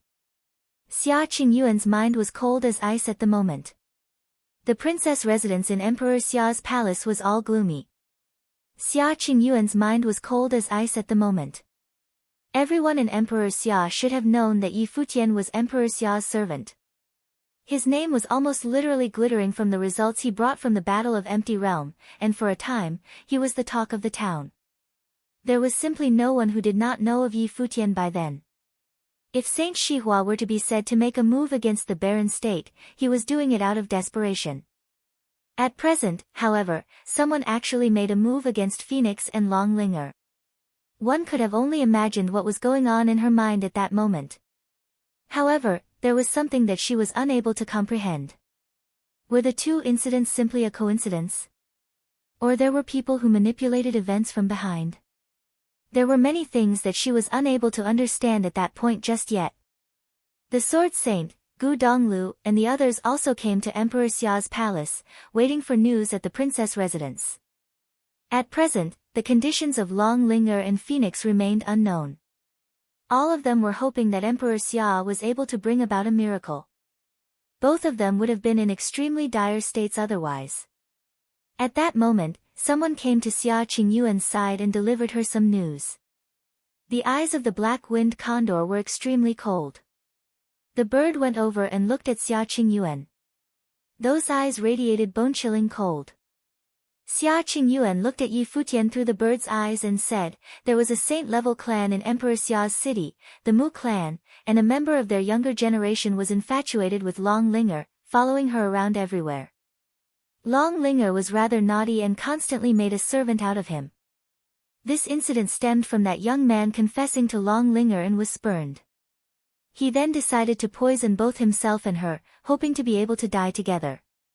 What happened to him? The bird asked. Dead, from the poisoning, Xia Qingyuan said. The black-winged condor turned around to address the people of the Holy Ji Palace. Zhuge Mingyue then added, Mu Yan was indeed infatuated with Linger and she teased her all the time. Furthermore, Mu Yan was timid yet cheerful, so he followed Linger around all the time like the princess put it. He had even been to the villa and we've all seen him. As such, we didn't put up a guard against him. But then again, Mu Yan's personality was one that shouldn't have been able to pull off such a feat. We have interrogated the people of the restaurant and the Mu clan. Those from the Mu clan didn't believe that Mu Yan would have been capable of such a thing, but there were many in the restaurant who witnessed personally what happened, so that was probably the truth.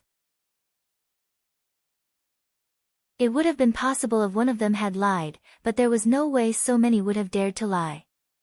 Furthermore, we've checked everyone who were present, and all of them were clear of any doubt. Then this incident would be a coincidence then. One that was caused by Linger not being careful with who she made friends with. The black-winged condor spoke with a cold, gloomy voice. He knew what Linger was like very well. She was naughty and stubborn, but pure of heart. If she was willing to get along with Mu Yan, then Mu Yan would have never been those evil, ferocious or brutal types. His second sister and all the others have seen him as well. But then again, the truth was right before their eyes. All of that seemed to truly be of pure coincidence and little else. Furthermore, it seemed that none of that incident had anything to do with Saint Shihua acting against the barren state. Yi Futian did not think much of the attack back then, but with something like that happening to Linger this time, he was forced to reconsider. I know that you are suspecting something is off. I too am suspecting as well. But from the looks of things at the moment, there are hardly any leads or openings, with one possible exception. Mu Yan was controlled by some powerful figures using some special means. Xia Qingyuan then added, none of the people of the Mu clan knew of anything about Mu Yan being acquainted with powerful people. We didn't have anyone to keep an eye on Mu Yan as well. Furthermore, Mu Yan suffered the worst of the poisonings, dying right on the spot. Even if such speculations are possible, there are no leads for us to look into. Sister, did anyone or Linger herself made any enemies, or got on anyone's bad side during this period of time? The black-winged condor asked. No. Everyone was being diligent in their training. Even if there were to be scuffles when they went outside, none of them were severe enough to warrant the risk of doing something like that, Zhuge Mingyue elaborated. The black-winged condor nodded. With his current status at Emperor Xia's realm, all saints would have known that acting against them all would have came with great risks. No one would have possibly gone that far over mere scuffles, unless said scuffles concerned life and death situations. Well, then it's probably some enemies we made way back then, the black-winged condor said. Saint Ji of the Hall of Holy Light of the Lower Worlds was placed under house arrest. Saint Shihua and his men were hardly able to cover their hide. Both parties did not seem to have anything to do with the incident. The first enemy they made in the upper worlds was those from Lihan heaven. But then again, the sword master of Lihan had lent one of them his sword and saved their lives. Wang Chuan came to possess a supreme state of mind and became a saint. All of that should have been known to all in the Lihan heaven, and the score between both sides should have long been settled. Furthermore, with them still owing the sword master of Lihan for having borrowed a sword from him, there was hardly any possibility that the people of Lihan heaven would have moved against Yi Futian's people. As for Gongsun Zhong of the Divine Cloud Valley, they might have been scuffles between both parties, but during the Battle of Empty Realm, Gongsun Zhong had been rather straightforward in his dealings. Due to Xia Qingyuan having expressed her disappointment in him, he channeled all his frustration in the battlefield. Compared to Gongsun Zhong, it was more probable that Xiao Sheng, who had actually set Yi Futian up in the Battle of Empty Realm, would have acted against him instead. What Xiao Sheng did back then was totally within reason and little to complain about. He had only recalled those that the princess put at Yi Futian's side due to the princess being in trouble, yet his actions almost caused all of them to die in battle. However, Xiao Sheng was sold out by Li Yao later, with someone leaking the news of the enemy having bought him over, causing the cover for the motives of his actions blown. Xiao Qianhe of the Xiao clan brought Xiao Sheng into the royal palace and begged Queen Xiao for mercy. Queen Xiao had summoned Yi Futian personally and rewarded him, bestowing 10 great training methods to the people of the 9 states as well as awarding them with divine implements.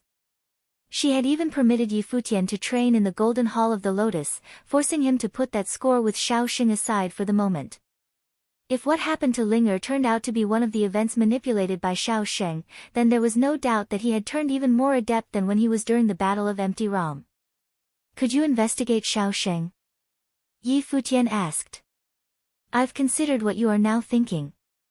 Xia Qingyuan continued, someone returned to me with news. Ever since what happened back then, Xiao Sheng had been spending time training in his clan's estate. Even when he ventured outside, he stayed close to the Xiao clan territory. Furthermore, Xiao Sheng's status in the Xiao clan was no longer what it used to be. His status became limited, so even when he intended to get something done, he hardly had the resources to pull them off. Before and after something happened to Linger, he had only ventured outside once, and it had been to meet Gongsun and I. Given Xiao Sheng's status in the Xiao clan back then, they should be someone that he is still able to make use of, no? The Black-Winged Condor asked. There are definitely some, but probably not many. Given how my grandfather had rescinded a lot of the perks and powers Xiao Sheng was given, he would have had lots of problems using any of the saints, Xia Qingyuan said. The one went about poisoning the girls that time was definitely a saint. What if someone in the clan was willing to actually work with him? The bird asked again. It was apparent that Yi Futian was doubting the Xiao clan. When my uncle brought Xiao Sheng into the royal palace, he had made promises to my mother, which was why she was willing to agree to stepping in and solving the matter, which in turn led to you being into the royal palace. You should remember that while it is possible for Xiao Sheng to still resent you, but my uncle is nonetheless still the successor to the Xiao clan and my mother's brother. What good would it do him by doing such things? If he was only doing it to settle the score on behalf of his son, then even my mother would not have forgiven him if it was discovered. Judging by my uncle's personality, there was basically no way he would have done such a thing. Xia Qingyuan analyzed the idea and Yi Futian had to admit that Xia Qingyuan was making sense. Xiao Qianhe was no doubt someone who would have clung to power, judging by his intentions to put Xiao Sheng into the royal palace. There was simply no need for someone like him to take such a great risk. Xiao Qianhe was still Queen Zhao's elder brother and Emperor Xia's brother-in-law. That status alone would have been of extremely high prestige. So you're saying that this has nothing to do with Xiao Sheng then, princess? The Black-Winged Condor asked in a low voice. No leads or openings, really. There's another thing. Be it Xiao Sheng or anyone else, if they really intended to act against you, why you they be beating around the bush like that? Phoenix and Linger might have been people from the barren state, but they were still not core figures. Xia Qingyuan frowned and said, "As for the matter if any of that had anything to do with Xiao Sheng, I could only say that there is nothing on him at the moment. I'd keep having people to look into it until we've got something." "Yeah." The black-winged condor nodded. Although he suspected that Xiao Sheng was involved, but it was impossible for them to crash into the Xiao clan's estate to arrest him when there were still lacking evidence. While Yi Futian was on very good terms with Xia Qingyuan, but Xiao Sheng was still the son of Xia Qingyuan's uncle after all. All of the important people of Xiao clan was gathered in a great hall of the clan's estate. Old man Xiao was present to host the meeting. There was a lone figure standing below, and it was none other than Xiao Sheng. There were people from the royal palace who came to investigate Xiao Sheng's whereabouts not long ago. They all knew that someone tried to assassinate people at Yi Futian's side using poisons. "Kneel," old man Xiao said coldly. Xiao Sheng went on his knees on the ground, looking up at his grandfather and the familiar faces that looked like that of strangers to him. However, his eyes were unusually calm and he simply felt the whole situation to be rather ironic. He had been raised as the successor to the clan back then after all. "Grandfather, I don't understand," Xiao Sheng said. "Did you actually do anything?" Old man Xiao glared at Xiao Sheng and asked. What Xiao Sheng last pulled had actually damaged the relations between the royal palace and the Xiao clan. If Xiao Sheng were to pull anything absurd, it would have ended up jeopardizing the Xiao clan's status. "I don't understand," Xiao Sheng said as he sensed formless pressure bearing onto him. "Someone attempted to kill the people of the barren state using poison. Do you have anything to do with it?" Old man Xiao glared at Xiao Sheng as he asked, raining down incredible pressure on his grandson. "Someone tried to assassinate those from the barren state." Xiao Sheng looked up and said sarcastically, "Well, it seems to me that they've offended some other people then. I never expected Qingyuan to be here for this. Girls do have tendencies to lean towards outsiders then. She didn't bother giving you an uncle face just for a man. You little sh***. Old man Xiao said coldly, "Say that outside and I'd have you punished according to the clan's rules." Xiao Sheng chuckled sarcastically and continued, "Grandfather, you'd find out what I've been up to these days if you'd just look into it. If you think that I was the one who did all that, then by all means just hand me over to Yi Futian."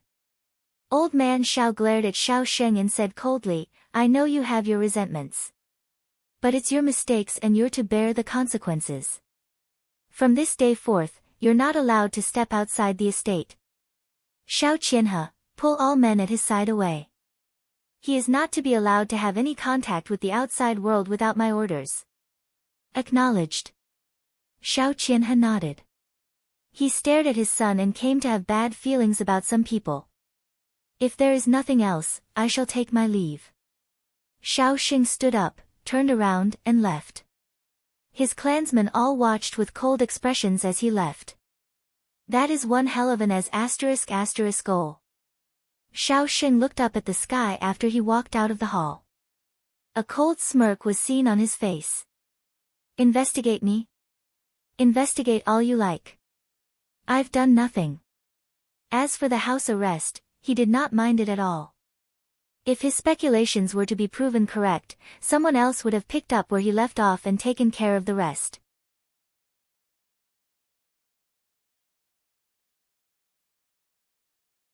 There were often mighty ones getting in and out of Emperor Xia's palace, especially the princess residence. There were often mighty ones getting in and out of Emperor Xia's palace, especially the princess residence. The princess residence, which was usually extremely quiet, became apparently very lively for the past several days with people coming and going. All of those from the barren state of the lower worlds were allowed to come and go as they pleased, and it was something everyone in the royal palace knew. Princess Xia Qingyuan was being very kind to those from the Holy Ji Palace of the barren state, and it all had to do with Yi Futian. The incident with just 2 cultivators from the lower worlds getting attacked would not have caused that much commotion otherwise. They were even able to get help from Emperor Xia himself, and it was an enormous favor rarely seen. Most of the people from the Holy Ji Palace waited for news in the princess residence. Several people flashed on that day, appearing before the group. Phoenix, Linger. The group noticed two within those who just showed up and walked up to them. The black-winged condor went up as well, feeling relieved as the crisis was finally averted. How are they doing? Zhuge Mingyue asked. They're fine now. Consider them actually came back from the gates of hell itself. A figure wearing a cloak behind them said. His voice sounded rather croaked and his skin extremely pale. Thank you, Senior, the people from the Holy Ji Palace expressed their gratitude. The black-winged condor's eyes turned to one of the cultivators behind Long Linger and called, Senior Long. That man's eyes turned to look at the bird and said, You are? I'm Yi Futian. The beast could relay my thoughts directly, the black-winged condor explained. The middle-aged man caught on and said with a smile, So we've met. Yes, and it's been many years indeed. Thank you for your help, the black-winged condor said. The man was none other than Long Yitian, Long Linger's uncle. What happened to you? This is something that happened in the battle of proving holiness all those years ago. I was surrounded when I was on my journey back then. My physical body perished and my soul rested within the dragon's soul, merging with it. I then hid within a piece of saint-level spirit jade that I came to possess by chance, enabling me to stay alive. His Majesty Emperor Xia was gracious enough to forge a new physical body for me, Long Yitian said. Brother, if it hadn't been for Uncle, I'd have been dead by now. Long Linger's eyes were somewhat reddened. It was a blessing in disguise. If it had not been for Linger being in a critical condition, Xia Qingyuan would not have came to bother Emperor Xia. You'll be fine, the black-winged condor said. But Mu Yan is dead.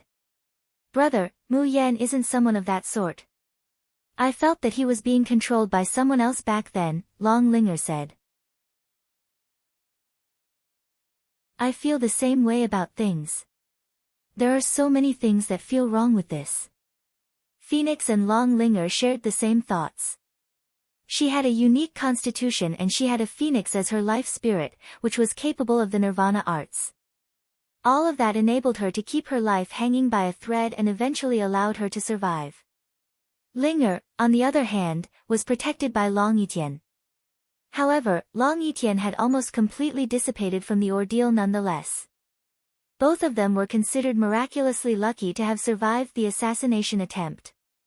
Mu Yan had apparently not been as lucky. He died from the poisoning on the spot, a testament of the poison's powers. Yeah. The black-winged condor nodded. He did not believe all of that to be just a coincidence. I have looked into Shao Xing's actions after what happened. There was nothing suspicious about it. The Shao clan had placed him in house arrest and forbade him from contacting anyone on the outside. I'd send men to keep a close eye on him as well. Xia Qingyuan said, Of course, the possibility of someone helping Shao Xing out cannot be ruled out. As such, I would look into anyone whom Shao Xing was able to mobilize after what happened all the way back then. More people would have been involved and the investigation would have taken quite some time. There did not seem to be any leads anyone could have exploited regarding the incident. Mu Yan might have been the only one who had been in contact with the person who poisoned him, but Mu Yan was already dead. There was no way to look into the people that he came into contact with before. That lead was totally cut off, and they were only able to look into Shao Xing, who appeared to be the most suspicious at the moment. However, from the current looks of things, there did not seem to be any openings to be had with Shao Xing. If that happened to truly be something that he pulled, he naturally would not have been able to do anything with the princess keeping a close eye on him. As the princess put it, someone might have been helping him. Although the possibility of the Shao clan being involved being rather low, I'd like you to keep an eye on them as well, the black-winged condor said. I would. I shall keep a close eye on things with Saint Shihua as well. While we can't be sure if those two incidents were actually connected, but I'd look into it as well, to see if they had been coming into contact with someone suspicious. Xia Qingyuan said, I would look after the people of the Holy Ji Palace in your stead. Thank you, Princess. The black-winged condor said, Please send my regards to His Majesty as well. You really have no intentions of returning then? All of these may have been directed at you. Xia Qingyuan said. I'm not Yi Futian over there. Furthermore, you do have someone at Dali Imperial City, right? Yi Futian asked. I do. I'd tell you how to contact them. Xia Qingyuan added, if anything else were to happen, return immediately. Yi Futian opened his eyes at a training ground in Dali Academy. The sword while circling around him gradually dissipated. His eyes looked cold. Queen Xiao had gotten personally involved to mediate what happened back then, and he was unable to do anything about it. It's not like I can go against Queen Xiao after all. However, if he were to find out that it was Xiao Sheng who did all of that, there should not have been anyone to protect Xiao Sheng again. It was hardly surprising why he kept suspecting that Xiao Sheng was the one involved. No one in Emperor Xia's realm had so much beef with him than Xiao Sheng after all. Seventh Swordsman. A voice was heard. Yi Futian looked up and saw someone coming in his direction. It was none other than Li Yao. He had been in contact with Li Yao a lot as of late, making them familiar with each other. Technically speaking, Li Yao was a student of the Imperial Advisor in name, which made the prince his senior. What brings you here, Your Highness? Yi Futian called while remaining seated instead of getting up. He looked nonchalant, and that nonchalance was what would have appeared normal. The end of the year is near, and Dali Academy holds a forum at the end of the year of every year. The royal members of Dali Imperial City would hold a grand hunting event, the Royal Hunt, among the royal members instead. I'd like to invite you to join the event, if you're willing, Li Yao said. Royal Hunt? Yi Futian asked in puzzlement. Indeed. A hunting event. There are tens of thousands of beasts at the West Mountains of Dali Dynasty, which serve as the hunting ground of the royal members of Dali Dynasty. It is a training that is quite hard to come by, Li Yao said. Any sacred beasts there? Yi Futian asked. Of course. Li Yao nodded. Yi Futian was unable to help but feel impressed. The royalty of Dali Imperial City was actually wealthy enough to keep tens of thousands of beasts just for training by hunting, and they even had sacred beasts. If this is meant for royalty, wouldn't having me join and be breaking the rules? Yi Futian asked. Not at all. Royal members have the right to bring others to hunt. Li Yao smiled, there would be quite a number of attendants and servants by then. Seventh Swordsman, you're now invincible under Saint Plain. No one else below Saint Plain in all of Dali Dynasty would be able to fight you, and you wouldn't be able to further your sword training. Even the saints found in Dali Imperial City wouldn't have actually fought you in earnest. Hunting then becomes a great training opportunity to have you feel the true power of saints among demonic beasts. You daring enough to try it out? Yi Futian's expression became pointed and said, how could I refuse an invitation from you, Your Highness? I shall stay by your side during the hunt. Very well. You indeed are number below Saint Plain in all of Dali. Li Yao smiled and nodded, well then, I'd keep you posted when the time comes. All right. Yi Futian nodded and Li Yao left with his people. Yi Futian watched Li Yao leave and thought that the prince was as nice as a prince could have been to him. He was peerless below the saints and they both studied under the same teacher. As such, it was not difficult to come to the conclusion that Li Yao was buying Yi Futian over to be of help to him in the future. It was quite a pity that the feud between them both meant that one of them must die. So His Highness has invited you to join the royal hunt, eh? A voice was heard and several people were seen walking towards him. Yi Futian lifted his head and saw Nan Zhai, Mu Chunyang, and Lu Chuan. Yeah. Yi Futian nodded and said, what brings you here today, brothers? We're heading to the Imperial Advisor's residence. There is a lunch event held today, Lu Chuan answered. Yi Futian was puzzled. Lunch event at the Imperial Advisor's residence. Sure. Yi Futian got up and said. So, have you found yourself a girl whom you can talk about life with? Nan Zhai narrowed his eyes and asked with a smile. Yi Futian was rather speechless. He then said, find yourself one then, second brother. Nan Zhai stared at his face and said, "If your brother here is as young and handsome as your boy." Yi Futian was exasperated. If it had not been for the conversation they last had, he would have thought Nan Zhai to be a good-for-nothing lecherous old man instead. "Brother, the seventh swordsman here is a swordsman and has a pure mind of the sword. Don't go about tainting him, will you?" Mu Chunyang interjected, finding the second brother's antics intolerable. "He needs to relax precisely because he's so damn tense. Let that stick, will you?" Nan Zhai said with a condescending tone.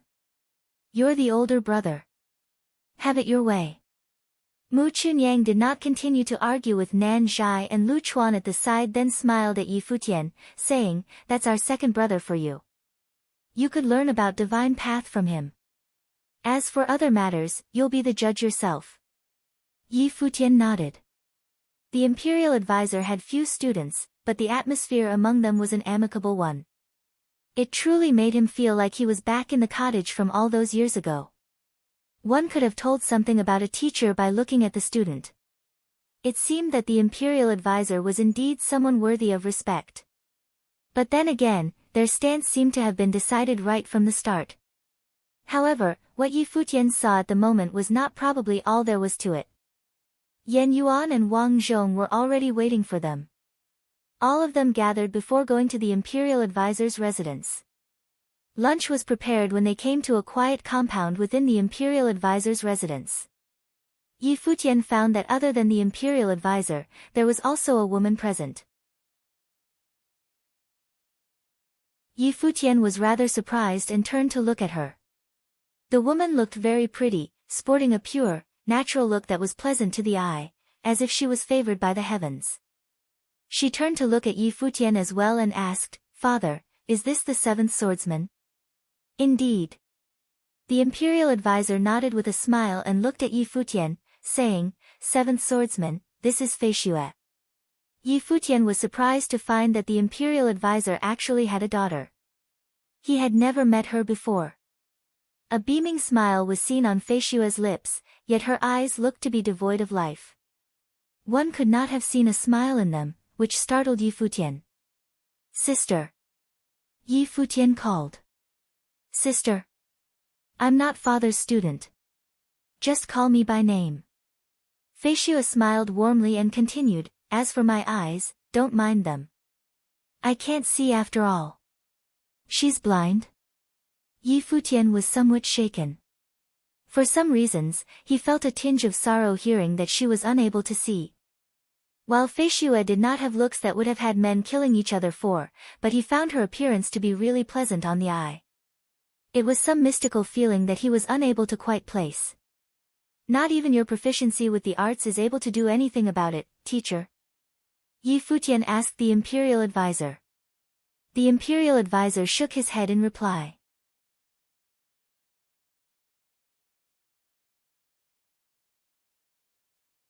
Yi Futian looked at the imperial advisor and sighed secretly. Due to Fei Xue's status, even if the imperial advisor were to ask for Emperor Li's help personally, the emperor would have no doubt agreed to help. Yi Futian looked at the imperial advisor and sighed secretly. Due to Fei Xue's status, even if the imperial advisor were to ask for Emperor Li's help personally, the emperor would have no doubt agreed to help. If Fei Xue remained incapable of seeing still, then there would not have even been a need to ask in the first place. "There is no need to grieve for my sake, seventh swordsman. I'm fine as I am," Fei Xue said with a smile, as if she was able to read what was going on in his mind. "I'm not grieving." Yi Futian denied and continued, "I'm just thinking that someone as good-looking as you would have felt brilliant if you were to be able to see." Fei Xue smiled faintly. Although her eyes continued to look dead, her smile felt pleasant nonetheless. "Take a seat," the imperial advisor smiled and said.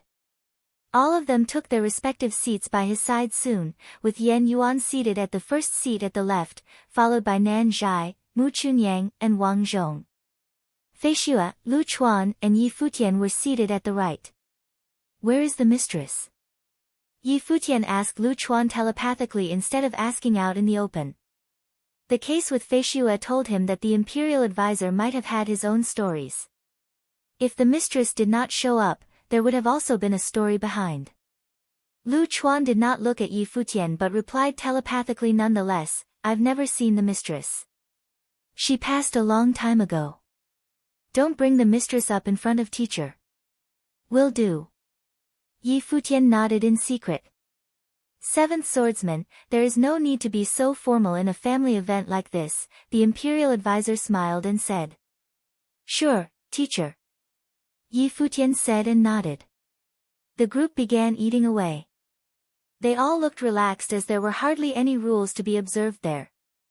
How are your training been going? The Imperial Advisor asked all who were present.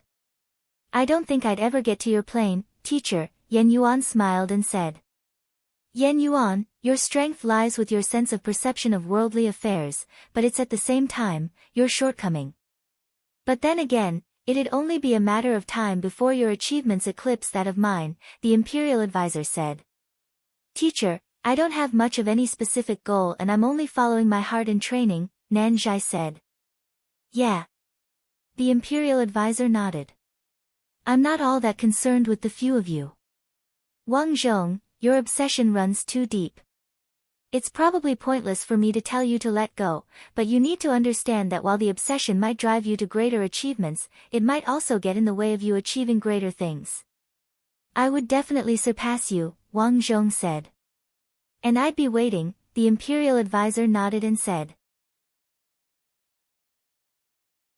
Yi Futian looked at Wang Zhong with surprised eyes. He had always thought Wang Zhong to be rather different from the O'Hares. From the looks of things at the moment, he was actually more than just different, as it seemed that he and the Imperial Advisor did not even seem to be on good terms. If that is the case, why would the Imperial Advisor take him in the first place?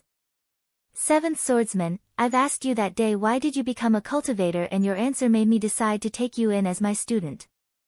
The Imperial Advisor then said. The Great Path knows no boundaries. Not even I had been capable of such spirit as you. I was just mouthing away actually, Yi Futian added. There are no doubt boundaries in the world. Any who was brazen enough to say that the Great Path knows no boundaries would be a show of open-mindedness. Me, for example, has never had such spirit with me. If you happen to have that something that I lack, it'd naturally something I'm happy to see. Yi Futian looked at the Imperial Advisor and asked, I have something that I find puzzling. Would you mind giving me some guidance, teacher? All right, speak. The Imperial Advisor nodded. If you had agreed with the notion of the Great Path knows no boundaries, why would you have aided His Majesty in strengthening Dali and went about taking other realms? Wouldn't that be going against what you agreed on? Yi Futian asked.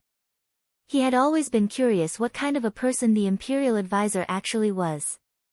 Since the opportunity to ask was right in front of him, he saw fit to take it right away.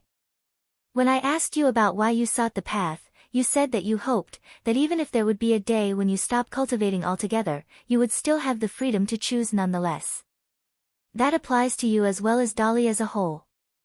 Wars never ceased since the ancient times.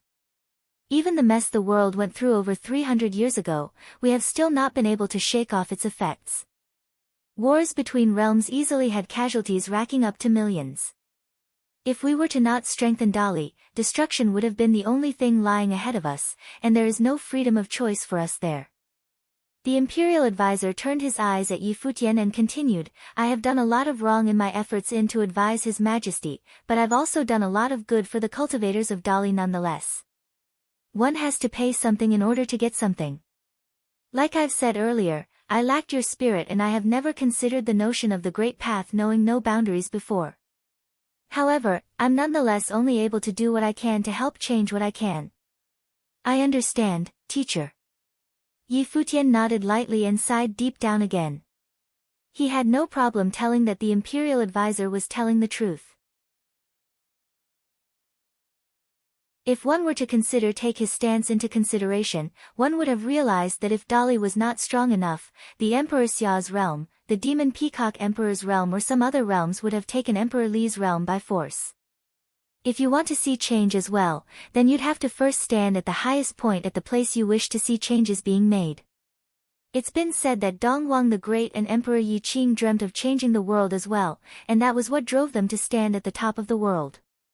A tinge of respect was seen in his eyes as he continued, there would always be some great beings around in the world which would inspire respect and awe.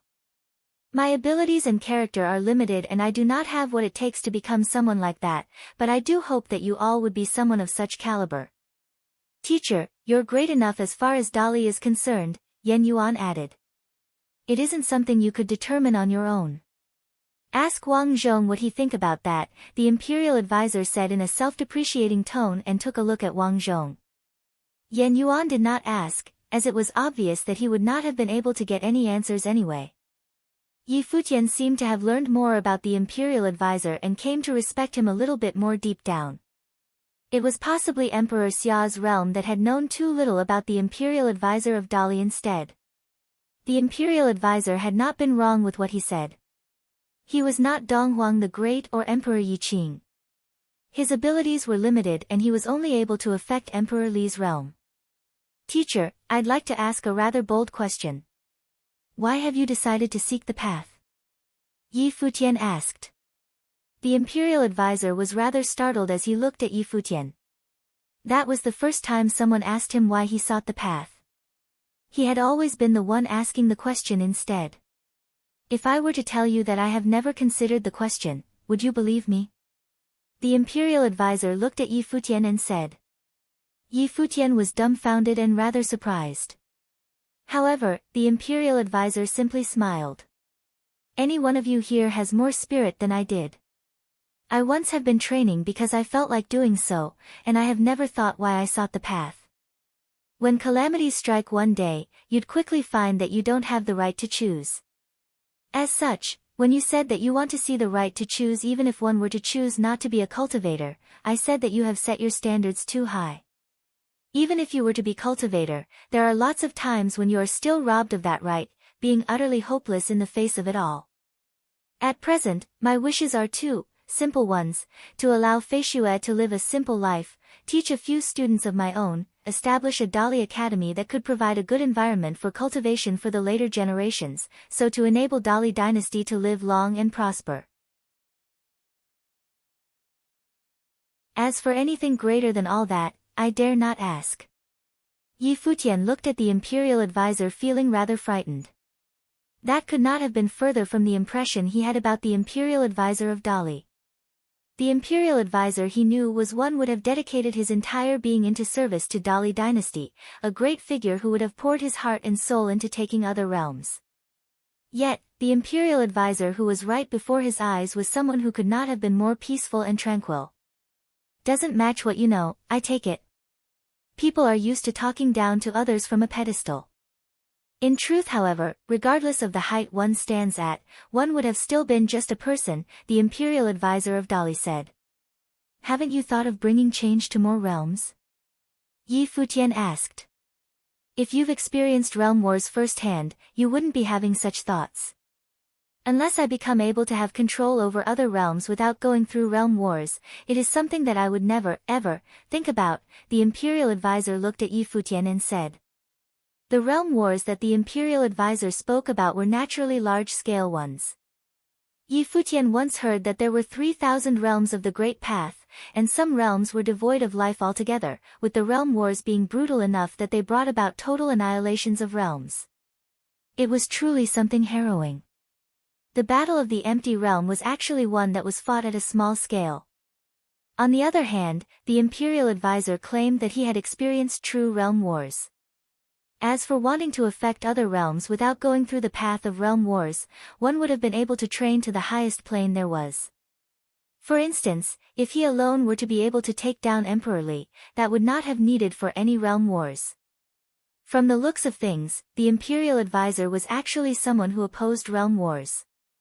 The group chatted without a care in the event and Yi Futian came to learn more about the imperial advisor and his other students. After they were done, the imperial advisor said to Lu Chuan, send Feishue to her sleep. Sleep? Yi Futian looked puzzled. Feishue needed to be in her sleep often due to her cultivation. She is actually far older than you are, and the reason why she looks so young is because she spends most of her time sleeping, the imperial advisor explained. Yi Futian was somewhat shaken. You're talking about suspended animation then? He finally knew what the family gathering earlier was for. Fei Xue rose from her sleep. He turned his eyes at Fei Xue, at the clean, beautiful face of hers. Fate had not been kind to her, and yet, that calm and warm smile looked as tranquil as it could have been. The imperial advisor said that he hoped that Fei Xue would be able to live a simple life. He said so because even that alone proved to be a luxury. Sure. Lu Chuan nodded slightly and rose. Fei Xue, who was by his side, rose as well and was getting ready to leave. I'll go as well, Yi Futian said. He rose and walked with Lu Chuan and Fei Xue, leaving where they had the gathering. All three of them walked and Yi Futian asked, Brother, what happened to Fei Xue? I don't know myself. It has always been so ever since I came to study under the imperial advisor. Lu Chuan shook his head and sighed. It's all right, seventh swordsman. I've gotten used to it. Fei Xue faced where Yi Futian was and said, I'd be able to stay young always. Isn't that wonderful? How long would you need to sleep? Yi Futian asked. There is no certain pattern to it. I spend most of my time sleeping.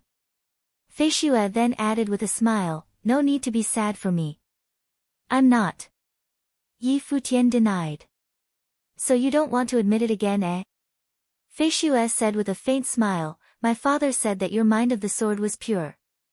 Somehow, I find that your emotions are always in turmoil, always easily moved to sadness. Shouldn't your training in the way of the sword make your state of mind as strong as bedrock? Yi Futian wanted to explain, but Lu Chuan took a good look at him and said, Fei Xue is capable of sensing emotions of others. Yi Futian was astonished as he looked at Fei Xue.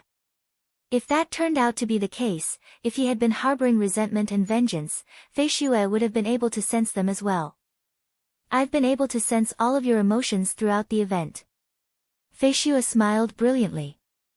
She placed her hand on her chest and mystical light emanated from her. Yi Futian felt a mystical feeling that he was unable to quite place. It seemed that some peculiar powers shrouded his body. The quiet world tree within his life palace rustled all of a sudden and unleashed mystical light. It seemed as if the tree was affected by the power within Fei Xue and reacted. You're tuning into the Blissful Bookshelf YouTube channel. We're so grateful for your support and don't forget to subscribe to join us on this incredible journey through captivating stories. Your generosity through donations truly makes a world of difference, as it's the primary source of revenue that allows me to expand and enhance this channel for you. Thank you from the bottom of my heart for being a part of this adventure.